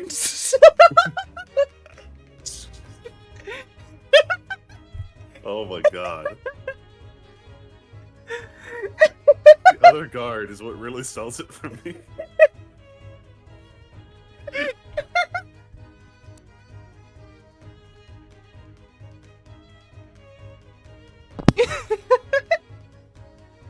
Oh, this outfit and this pose are too perfect. Ah, this is too good. You Slowly grasp it.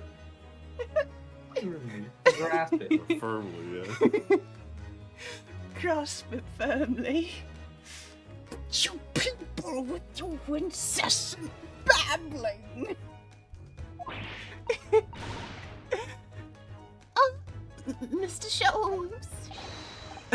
Ah, yes, it was me all along. You see?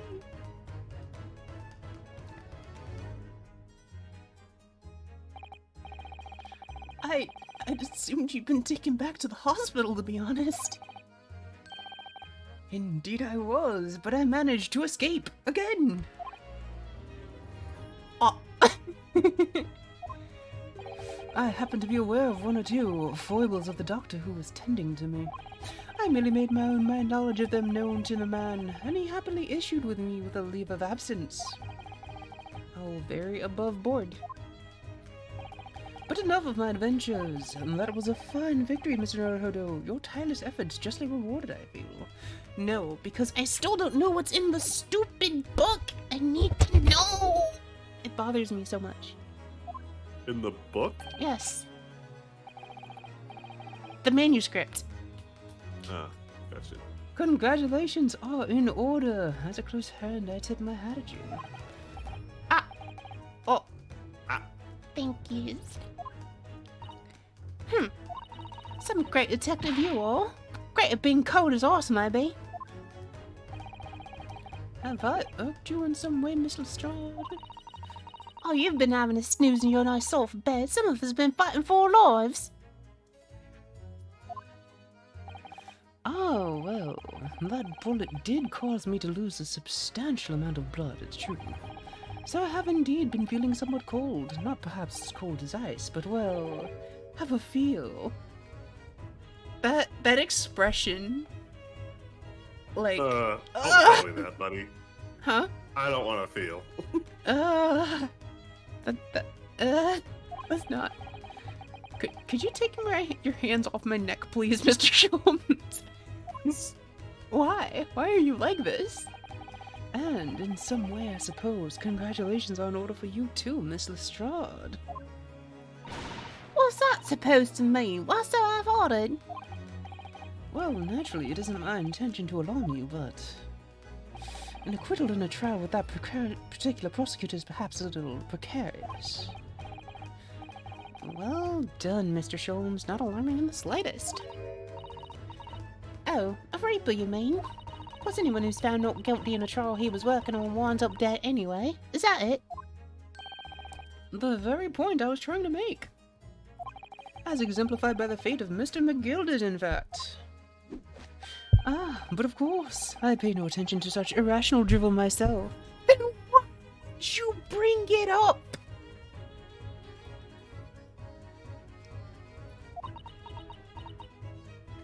I'm actually mad. Smile on him. You're actually mad. I'm actually furious. This man's like, sorry not to rain on your parade, but you almost died. no, it's not a Sorry to rain on parade, but remember, everyone who gets a not guilty in his cases dies anyway. So, sucks to be you. Hope you don't die. I don't believe in it, but just, thought I'd bring it up so you could know, you know? Just want to... I don't want to rain on your parade, but perhaps I want to drizzle on it a little bit, you know? I kind of enjoy your suffering. Just a little bit. It makes me feel nice and Just happy. a little bit. Gives You me can that have a little bit of suffering. Gives me that As a- warm as a cocoa treat. feeling. It's like having hot chocolate, you know? Wrapped in a blanket in a cozy fire. When you have your hot chocolate in your hand and you just take that first sip, it's still a little too hot to savor, but just that initial rush of the temperature and that real good hit on your tongue with the chocolate, especially if it happens to have marshmallows in it that have dissolved and you get that nice blend. That's what your suffering is to me. Jesus, that was so long-winded. I'm sorry. I was like, is she gonna stop anytime soon? No. No, she's just gonna keep going. Yeah, well, All right. it don't bother me. Oh, really? Of course not. The way I see it, a rape is a bit like I'm upstairs. I'm upstairs? You mean, like God? Yeah, him upstairs knows what's what, right? He knows what people are like on the inside. I won't got a wrong end of the stick. Oh, there are some coves like that bog trotter who are rotten to the core. At the end of the day, upstairs make sure they get what they deserve. I suppose that's one way of looking at it. Divine justice is one thing, though. The Reaper taking matters into his own hands and claiming lives is another. Well, I ain't like the McGildas of this world, so I ain't scared. I got principles, see? I love her pouty face. It's great. Her pouty face is so cute.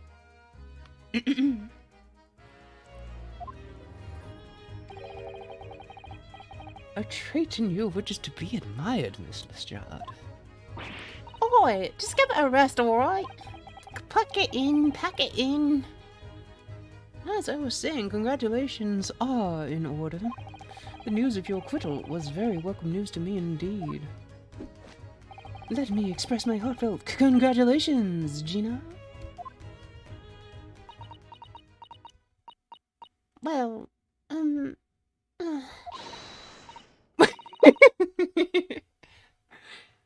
there you are, Hurley. How long have you been here?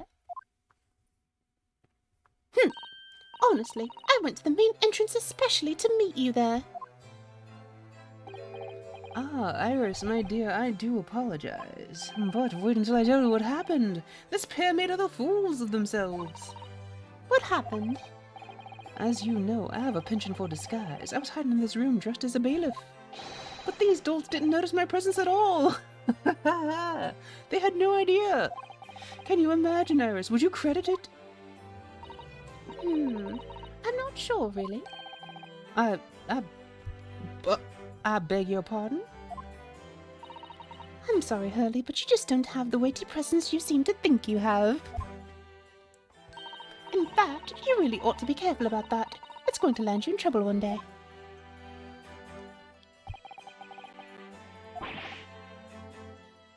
Ouch. I'll be careful. You know what this is? The end? No. Emotional damage. Ouch. Emotional damage. Emotional damage for effect the ping peckle. Anyway, it's such a shame. I was so hoping to throw a party for Ginny tonight. But you won't be able to come, will you? Don't look like I'm going to go nowhere for a while. Yeah, the judge's patter. I got stuff to make amends for, apparently. All them offences. What was it again? Breaking and entering, taking a box out of stuff what was in log, blah blah blah. Yes, I think you'll find that basically being a pickpocket is the main offense. But diving ain't an offence. It's a job, isn't it? I don't think so. That's not how this works. Still, it has got me thinking all this. Maybe I should start looking for another line of work. I mean, you didn't start off as a lawyer, did you, though? Well, no, but I was never a pickpocket. Well, anyway, I reckon I could make a change. I'm going to do something for all them lot like me from the slums. Something that makes a difference for them. That's a wonderful idea, Ginny, and I'm sure you can do it. Heh. What is it?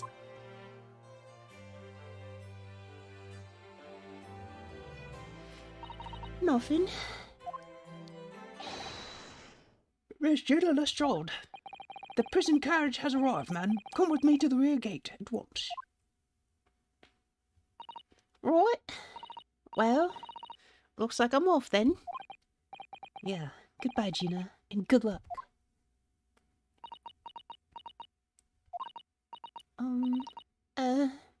Odo? Yes?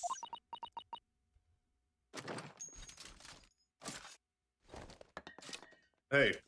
Oi. Wait, what did? Hey. What was that for? I don't know. I mean, I don't know what to say, so I figured I'd fire on you, share my love by You're gonna just attempt murder. Ah, indeed. Perhaps the situation calls for a phrase that the two missing from your vocabulary, Miss Lestrade. Eh? On occasions such as this, I would recommend a simple thank you. Oh. Oh, yes. It's good advice, Ginny. Well, what I say. Well,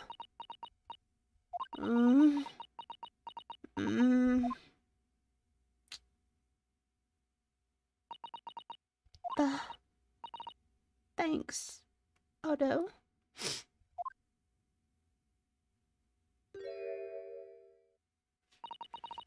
Thank you for everything what you've done, for believing in me.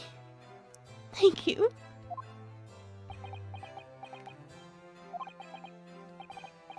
And I say the same. Thank you all for believing in me, and what's being on this journey with me, and giving me head pats. Thank you all. I am very happy to have all of you.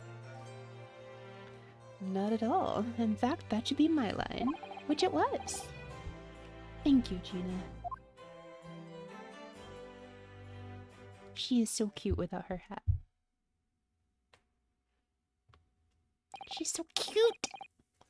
Well, there she goes. I wonder if I'll ever see her again. Well, quite the indomitable pick purse. Oh, I nearly forgot. I bought a paper outside. It's a special edition, and this trial is all over the front page.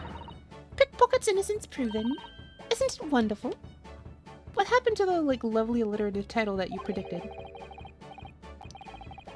You should have shown it to Gina, Iris. She would have been thrilled. Oh no, how silly of me. But anyway, would you like the good news or the bad news? Not again. Well, what do you say, Runo? Hurley? As usual, I think I'd rather get the bad news out of the way first. Absolutely not. I have no intention of listening to anything but good news. And there you have it. How people answer that question says a lot about them, doesn't it? Let's not go there. Alright then, maybe let's start with the good news this time. The rain has finally stopped. It was a record level of rainfall, apparently. Well, that's good news indeed. We can journey back in greater comfort. Alright then, what's the bad news? The huge storm has left the seas very choppy. The channel in particular is awful, so sailings out of Dover have been delayed by a day or more. Wait, Dover? That's right, if we head to the station immediately, we may still make it in time to wave Susie off. Ooh. But, there won't be a train, surely? We couldn't be that lucky. Who do you think I am, Mr. Naruhodo? Mr. Schultz? I rushed to Victoria Station early and made arrangements for a special express. If we hurry now, we shall be there in time for dinner. And I know of a fine restaurant that serves the most delicious baked soleil. I don't... The great detective does it again! Indeed he does. Praise me more, my boy. I happen to be aware of a number of the Rail Transport Director's foibles. Huh? I merely made my knowledge of them known to the man, and he happily laid on the locomotive. Elementary! Just an idea, but it might be wise to stop manipulating people that way. Oh, what are we waiting for? To London, Victoria? Anime cutscene? Anime cutscene?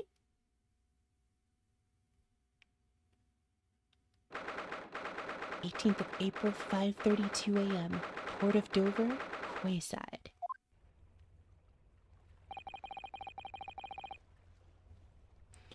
That took somewhat longer than I'd anticipated.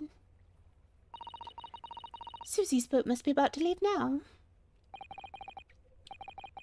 Mrs. Otto, where are you? She's there! Over there, look! She's reading something. Hold it! Mrs. Otto, wait! What are you doing? The look on her face looked perfect for that. Mr. Naruhodo, what are you doing here? Came as soon as we could after the trial. I mean, we heard that sailings were being delayed due to the bad weather, you see.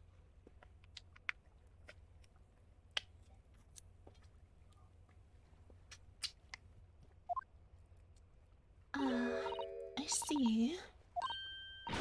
Then tell me, how did Gina's trial go? It went well. She was acquitted.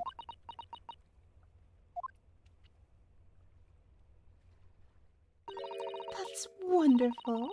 Really wonderful news.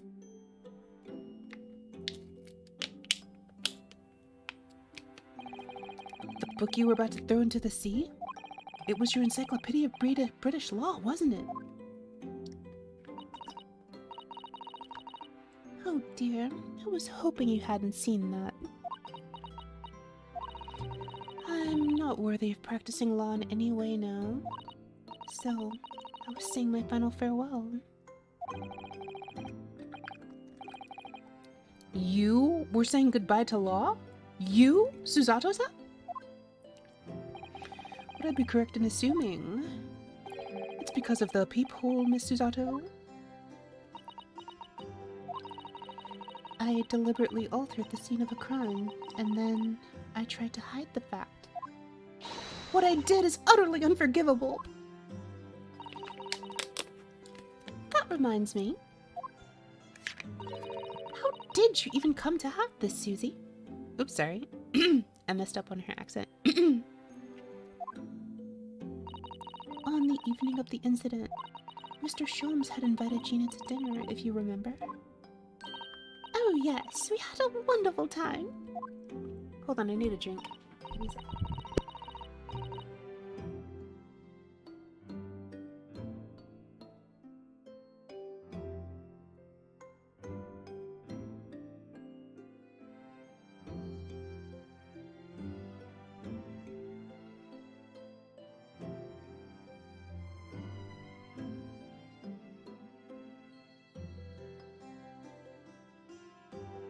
Well, Gina gave us a little introductory lesson, didn't she? To the art of pickpocketing, I mean. Oh, that was so much fun. I stole Runo's armband. Yes, please don't do that again, Iris. That brand's very important to me. Well, if it's so important, you should pay more attention to it. You didn't notice for ages. On a whim, I thought it would be fun to see if I could take the cat flop-a-mat, so I put it up my sleeve. Really? And then I rather forgot about it, until I found myself in Mr. Windybank's shop with it later that night. I see. And then...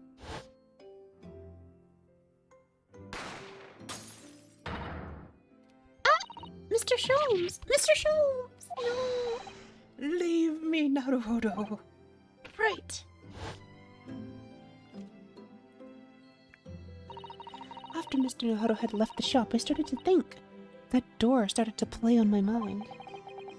The storeroom door, you mean? Yes. If Gina was anywhere in the shop, I realized it could only be behind that door.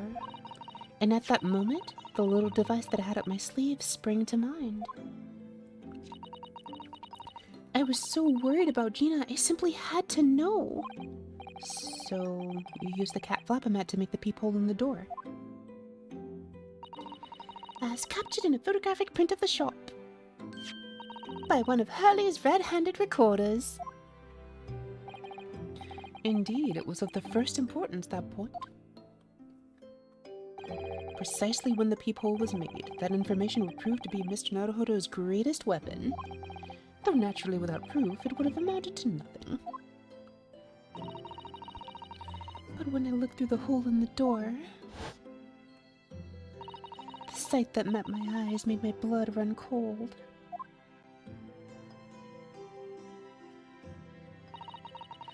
Thoughts started to run through my mind. I remembered that trial 2 months earlier. The trial of Magnus McGilden. I thought about how he had manipulated the evidence and arranged false testimony to secure his freedom. It made the British justice system feel very dark and sinister to me. And then, a terrible thought occurred to me. What if some wicked criminal was planning to do the same thing now? Because from the appearance of the crime scene, it looked exactly as though Gina had shot Mr. Windybank. Even though I was sure she would never have done such a thing. You were worried that the true culprit would try to frame her. That's right, but then I realized it would be very difficult for anyone to give false testimony in this case. What do you mean? Well, the crime appeared to have happened behind the door of a locked room. For someone to claim falsely to have witnessed it, there would have to be a way to see beyond the door. For which a peephole would be the very thing. Only the peephole I had made wasn't actually there until after the crime had been committed, of course. And the criminal would know that, so it wouldn't make any difference. But the possibility of a rather ingenious trap was there, was it not? A trap? Is that why she did it? So, is that why you kept it a secret, Susie? You never mentioned that you made the peephole to anyone, not even to the police. I know, and I knew at the time what I was doing was wrong.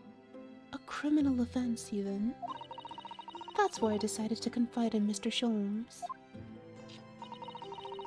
If Mr. Naruhodo was completely backed into a corner with no other possible means of escape, the truth about the peephole could save him. That was my plan. She really does think of everything. If so, why didn't you just tell me everything before the trial began? My dear fellow, you're not thinking straight. If she had done that, it would have rendered you complicit in the whole escapade. Gotta run for a found. Talk to you later. Talk to you later. He could have been disbarred if he had been seen to have knowingly tampered with the crime scene. So Mrs. Otto decided to shoulder the burden of responsibility alone. For your sake and Miss Lestrade's. Mrs. Otto? The truth is, when it happened, I did it because I'd lost a little of my faith in the law. Oh no. I was worried that the right person wouldn't be convicted of the crime. But the moment I allowed myself to think that, is the moment I lost my right to call myself a judicial assistant. What you did isn't comparable to what he did. Graydon is the one who lied in the witness stand using that peephole as a way to implicate Gina. And besides, if the peephole inconsistency hadn't existed, I'm not at all sure that she would have been acquitted in the end. Mrs. Otto, what you did saved her life. Well, with your kind words, Mr. Naruhodo, you've saved me too, from my regrets.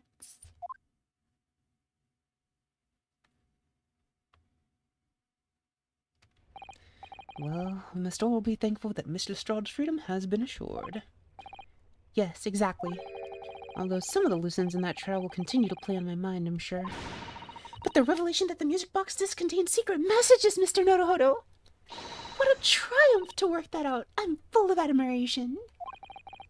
Well, actually, that argument wasn't quite as compelling as I thought it was. Oh? It was not? There was a communications officer among the jury members, you see. A telegraph operator. And she said that the majority of the sounds on the disc were just meaningless tones. As one would expect, after all, we are talking about secret government communications. No doubt they were written in cipher to avoid being readily understood should they have been intercepted. In cipher?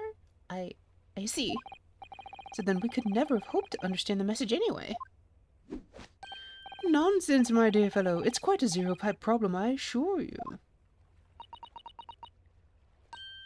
Ah. Sogi? What? Well, that can't be a real word, can it? How funny. Wait. Iris, what did you just say? Oh, I just said asogi. Does that word mean something to you? Mean something? Asogi was the name of my best friend. What? But how? How do you know that name, Iris? I wrote it down during the trial before, when the message was playing on the music box. She transcribed it on the fly? She really is a genius! OP, Iris. OP. I thought the message probably wouldn't be written out in plain Morse code, so I tried various ways to interpret it. But whenever I tried, the words just didn't seem to make any sense. That is, in English at least. Oh. It suddenly occurred to me, you see. There's more than one Morse code, not just the English variety. She has all of them memorized? She really is a genius. She's OP. Actually OP.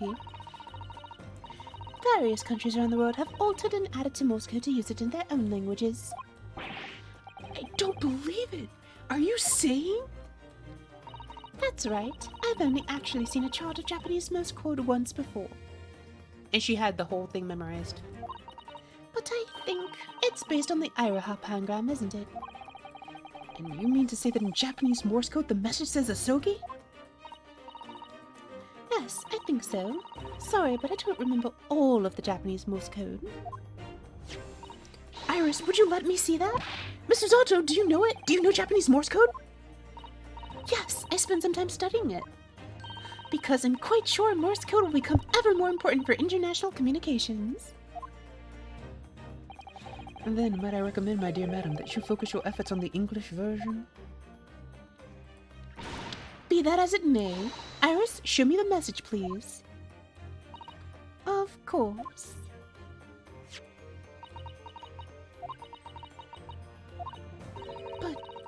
But what can this possibly mean? What is in that long sequence of supposedly meaningless dots and dashes? It's made the color drain from Susato-san's face. Oh, I need to know! I need to know! There's no doubt that this message is written in Japanese Morse code. So the British Empire has been using Japanese for its secret communications? I don't understand the reason why, but the message appears to be a list of 4 people's names. 4 names? The first is Kei Asogi. Kazuma Asogi? Why? Why is his name on the desk? The second is Shin. Shin? I don't recognize that name. The third is T. Gregson. Gregson? T. Gregson? Oh! It would seem Tobias Gregson is the third man on the list. What's his name doing in a secret government communication as well? And the last name? What's the matter, Mrs. Zato? It's just so strange, so unexpected. Oh, what is it, Susie? Don't keep us in suspense. The last name is J. Wilson. Oh.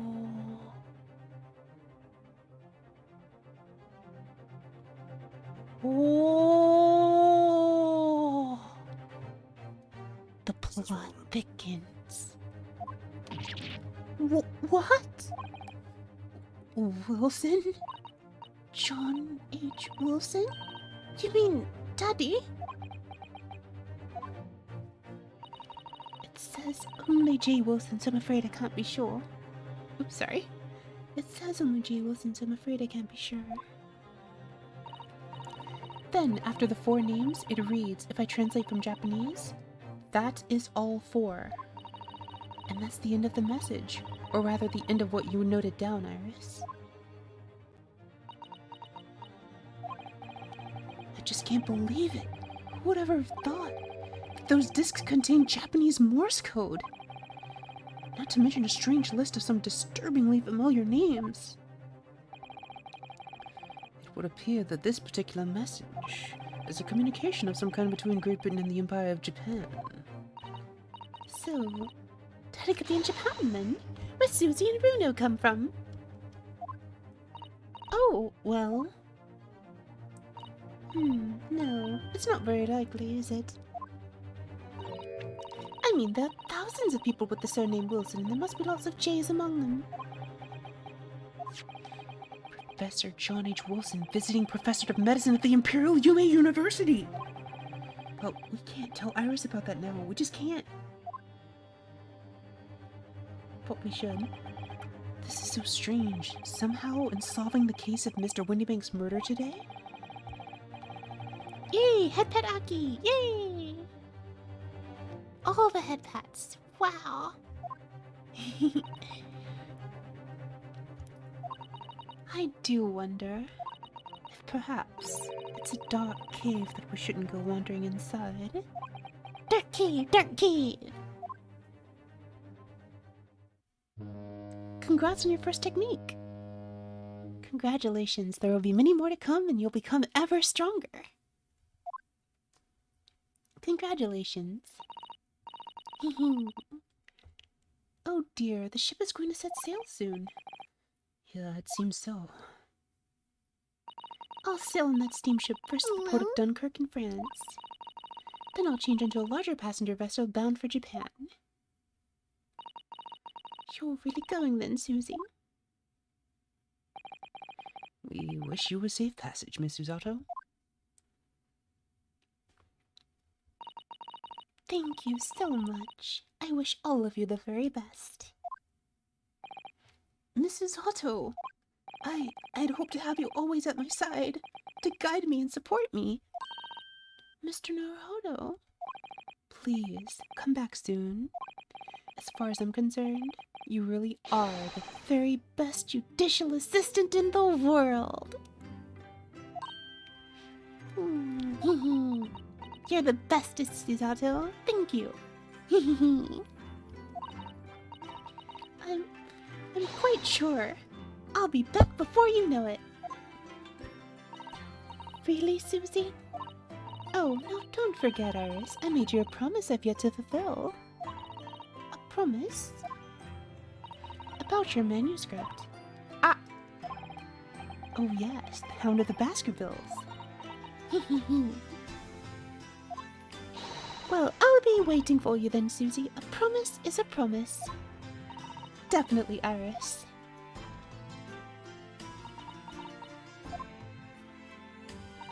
Mr. Naruhodo? Yes? Do you remember the first time we met? Yes, of course. On the SS Brea, when he was dragged out from that wardrobe, still half asleep. If I remember rightly, you threw me halfway across the cabin with a Susato takedown. You know very well that I'm talking about after that. It's strange, but being thrown together as we were in that case, I somehow felt straight away that you were the perfect person to continue Kazuma-sama's great legacy. Miss Susato. And my instincts were right. I really want to believe, no, I'm sure that I'll be back soon. Farewell. Until then. Bye, Susie.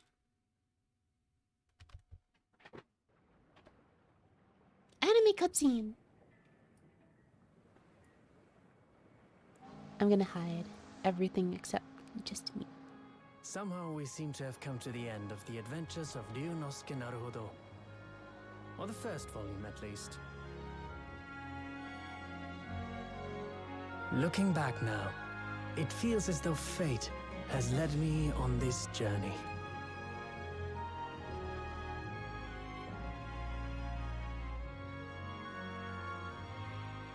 Fate led me to becoming a lawyer, to traveling halfway around the world, to meeting the great detective.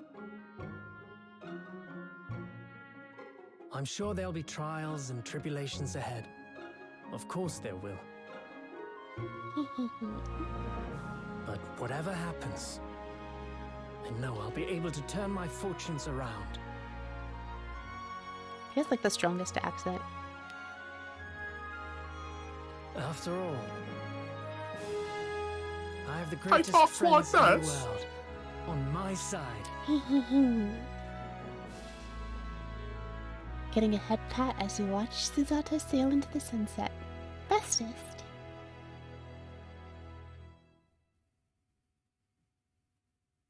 We did it, everyone!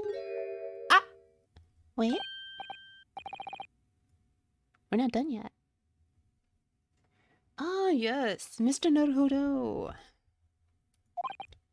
Yes, Mr. Sholmes?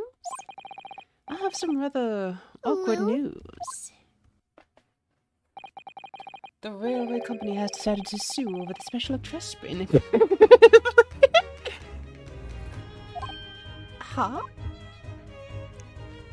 It caused such a commotion on the line. All other trains had to wait at stations. But really, we would not have made it to Dover in time otherwise. Anyway, I explained everything and how it was all your fault. Bruh.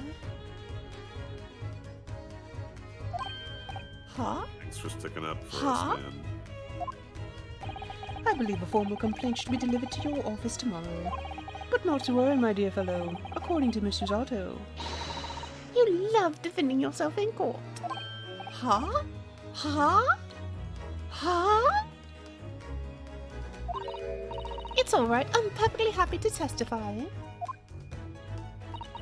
He really didn't look like the sort of man who'd do something so outrageous. See? Mr. Sholmes? Yes? A word, if you don't mind. Oh, this is the situation. We always have to end every game in a situation where we get to say the special word that we're all ever so fond of. So, as we go. Why, certainly, any word you like. Bellow it out, my dear fellow. Of course. 3, 2... Wait, not yet.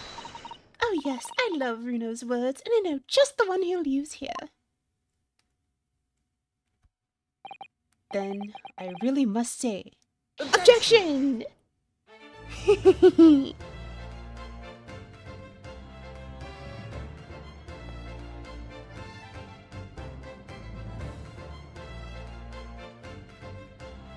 We did it! Yay!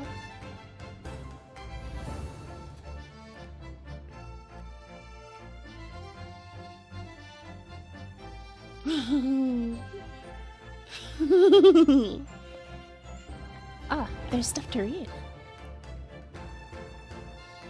used by Mr. Sholmes to solve an important case.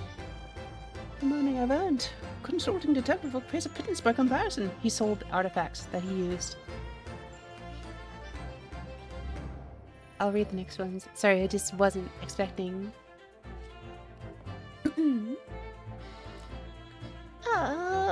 Haven't slept a wink. This manuscript is due tomorrow now. When I'm this busy, I hardly usually cooks me breakfast. Well, cooks is an overstatement for some dry toast and insipid coffee. I do miss Susie and her lovely Japanese breakfasts. Also, I love the music. This is such good music.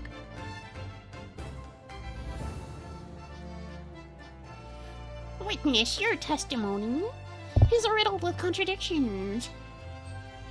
Exactly. They do work up on coins hide under their stakes themselves. Well, I don't know. She knows his father's an innocent man. Or you calling my son a liar? Witnesses, my courtroom is no place for your petty arguments. Angry judge. Angie. Angie judge.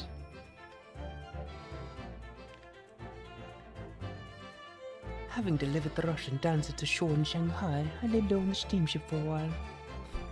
But last night, I apprehended an extremely suspicious Japanese national on board. I've done nothing wrong. All I did was give Wag a higher offspring refuge in my pocket. A man brings some kittens on board, and suddenly he's a hardened criminal. It's not fair.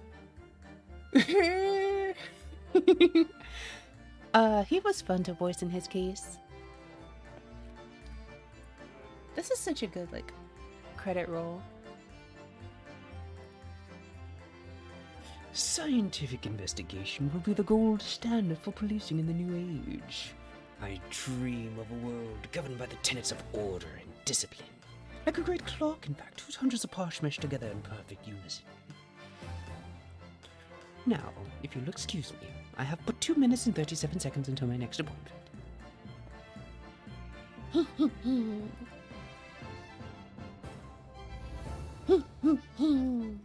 And remember, Finally, someone told me to hydrate. I've been Hydrate dying all or morning. die. I've been hydrated on Wall Street. It's been awful. Oh, time for double hydrate. Blaze around magazine's out in a minute. Whenever I say that one last year, I get a standing ovation. Is that it? Not bad, I suppose, for an amateur. glug, glug, glug. Like me, I should be hydrating right now. Ah, her ladyship puts me to shame. Run away.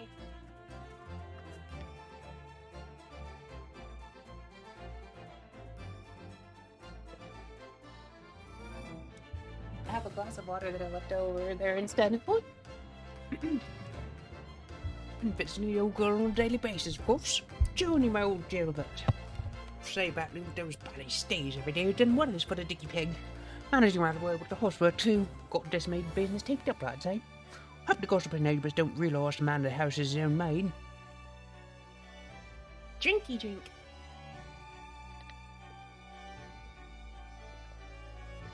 Wait. He's got a maid outfit there.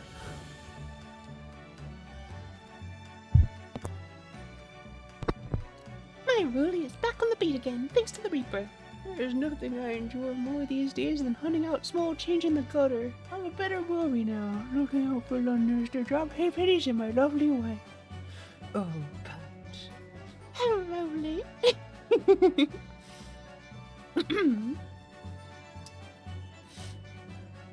I don't know if you were around for them. Nope. You- Don't even recognize him. that was a very, very, very complicated case. Looks like I'm gonna be doing time for a bit now. Dolores comes every day for Nata, so it ain't too boring. She's always going on about all them cases what Shelms is looking into. Criminal investigations are kind of interesting when you get into them.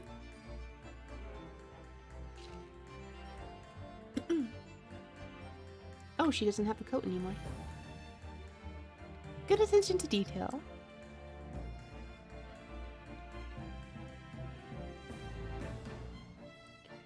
Yes, I renounced my upbringing and chose a life of sophisticated crime. But regrets? Please. Give over, bruv. That ain't the Ash we used to know. He got Tom when he planned to come back and Milton and Skulkin's milk run, right? The Three Musketeers. Milk in the neighborhood for all it's worth. Oh no. No. Oh, that was too good. I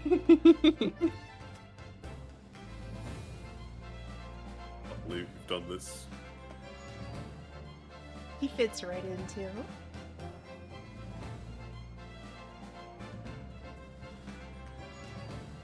These past 6 months have been a time I shall remember forevermore. Painful goodbyes and wonderful encounters. I've come to realize that's what life is all about. Naruhodo-san, I promise your assistant will return to you one day. But for now, I leave you with many memories and a heartfelt wish that life will treat you well.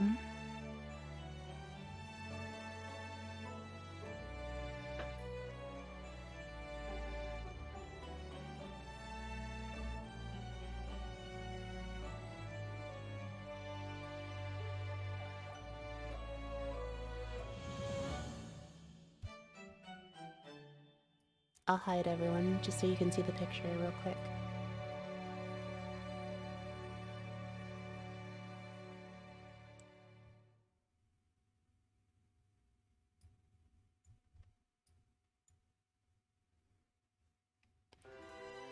And with that, for the most part, I think we're done. Game over.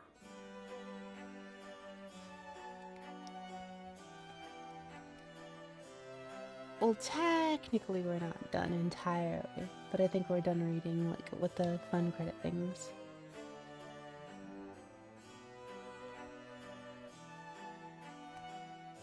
Ah, I'm kind of in the way.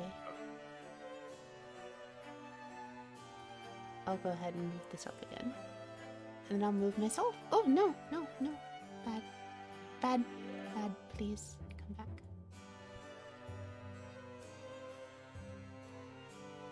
I'll just move myself up here. I'm up here now.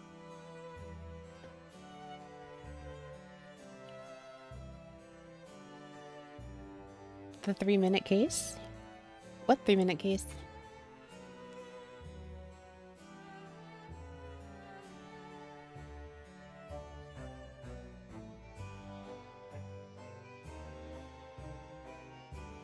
I will do that when more people are around for that.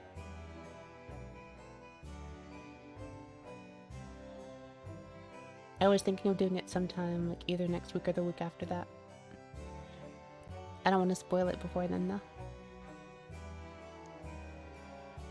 I have something for that stream, like assuming that we do like one of each. Oh, dang it! Ad just happened. A lot of people hear ourselves, so they didn't get the ads, but still.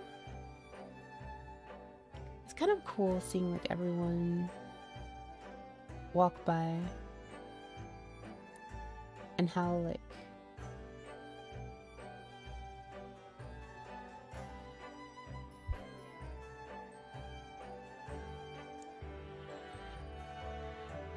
But they gotta get all married? it's kind of sad though, where like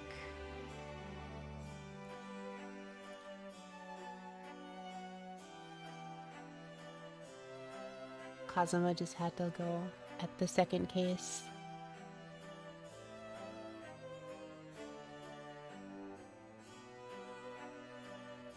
But I'm glad that Susato-san came back. Goodbye, Kazuma. Who's Kazuma? The guy with the sword who we inherited it from. Oh. He is also Naruhodo-san's best friend and was the original lawyer who defended us in our first case. Well, was supposed to defend us in our first case, but due to circumstances we had to defend ourselves. And we were just tagging along on his trip to Great Britain. He was the one who was supposed to come here and study law as an exchange student. But he died on the trip over. Oh, wow. Solving his death is the second case in the game. And that's why he stopped at that point. Like, a while back. It's because that was where he died. And that's why he was, like, watching us walk on. And that was also when we first met Susato, and that's why, we didn't really have... Like, she was coming on the trip to be his judicial assistant to help him study in Great Britain. And that's, like, why we're picking up more people as we, like, keep walking.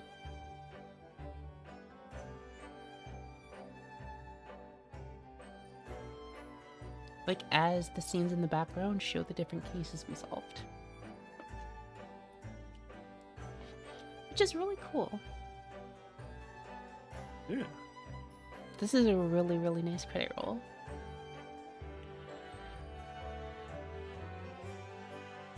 It'd be really funny if Lord of Antique started following you too. I know, right? But like with a really long strides or something.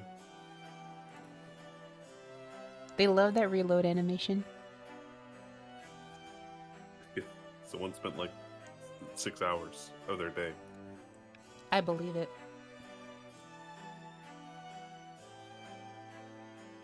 It's why I bothered pointing it out, having gotten into rigging myself and understanding just how much work it can be.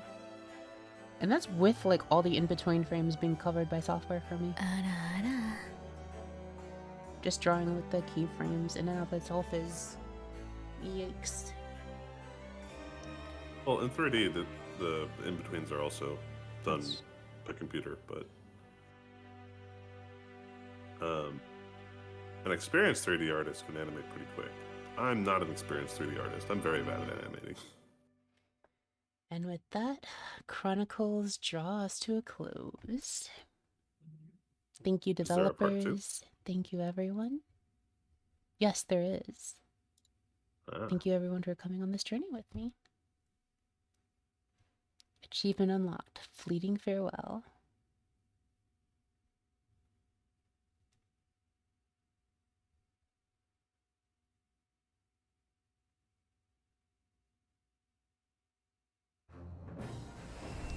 Ooh, it changed the title screen. Ah. Showing the dot instead of something else? Hmm? Showing the dock instead of something else? Or? Yeah. It's been sharing. It usually shows the situation where you are, or like the thingy, like the thingy, like the courtroom. Once you've gotten into trials and things like that. Gotcha. So it's really cool seeing it like actually like this. Well, thank you ever so much, everyone. I hope you enjoyed the stream today. I didn't realize that the rest of the case was going to be taking so long, and I really wanted to make sure that I got to do a thing with what do you call it? I wanted to make sure that I got to do the rest of this in one sitting, which is why the stream got extended. And then I was gonna pick up with the Somnium Files. I unfortunately don't have I don't want to start that tonight just because it makes a lot more sense just to leave that till next week, replace this slot with it, and then start fresh and new instead of doing like 1 hour. But Yeah, I think that makes more sense anyway. I'm thinking I might stream a little bit more and just play some Mabinogi because I was asked to run Phantasm with some friends, and then I was gonna run Theth with Phasius before/after that. So, how many passes do you have? Only one. Okay. Can we do it on Sunday for like content stream maybe? Sure. Okay. Like I already scheduled it. I was just wondering if like sometime that. Oh, thank you so much, Indra. That's amazing. Hopefully they'll actually hit this time. I've used 3 signets so far. All of them have failed. Been running dungeons with friends and swapping signets around. Alright. So I'll just ask the people here, are you interested in seeing like maybe like a surprise Phantasm, a couple of runs of Phantasm stream before I go to bed, or gonna go look at other things? Up to you. What do you think? Also, AO, I gave you a long hat.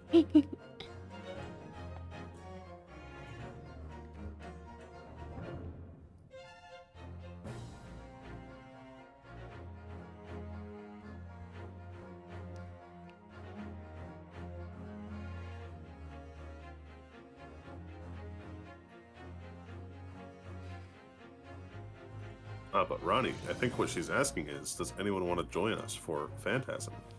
I think there's only one at least slot join. possible. It might not even have a spot. Fair enough. I'm just wondering if like people would be interested in seeing it or not.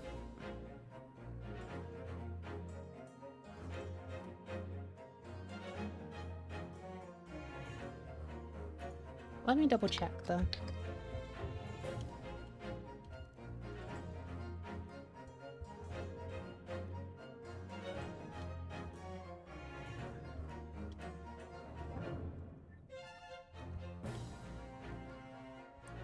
Okay. Alright. I'm glad that you had... Oh, you should rest then, Ronnie.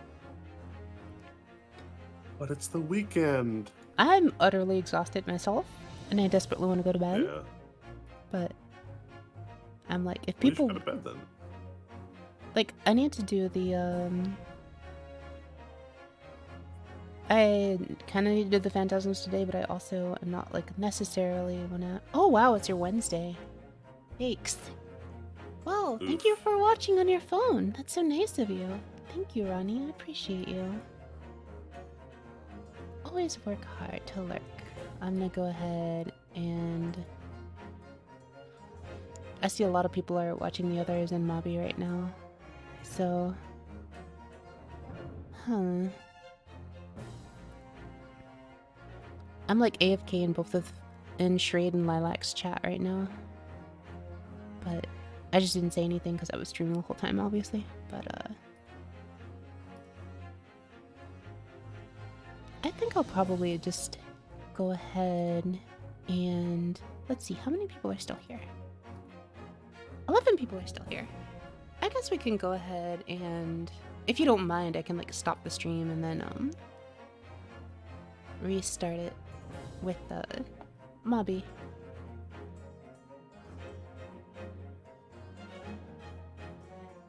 That's really cool, Ronnie.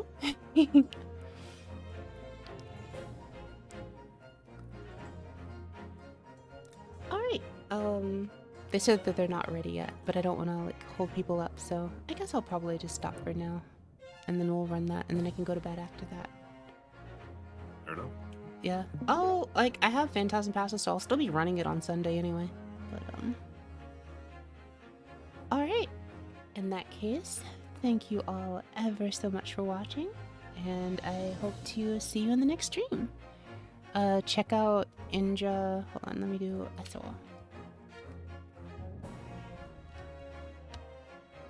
Shrade is streaming right now. There's also Lilac Blooms, who's also streaming right now. Both of them are nice. There's also my friend Riala, who's streaming. They're playing Path of Exile right now. I forgot to set up the other one because I haven't had time again, because straight from work into stream, so... There are a bunch of people, so please give them a watch if you're interested. Otherwise, I shall see you in the next one. Take care, everyone, and farewell for now. Have a lovely night, and take care of yourselves. Make sure that you get more sleep than I do. That's important. With my mom. Thank you, Ronnie, and you as well. You should also get some good rest. Take care of yourself. Personal health is important. Farewell.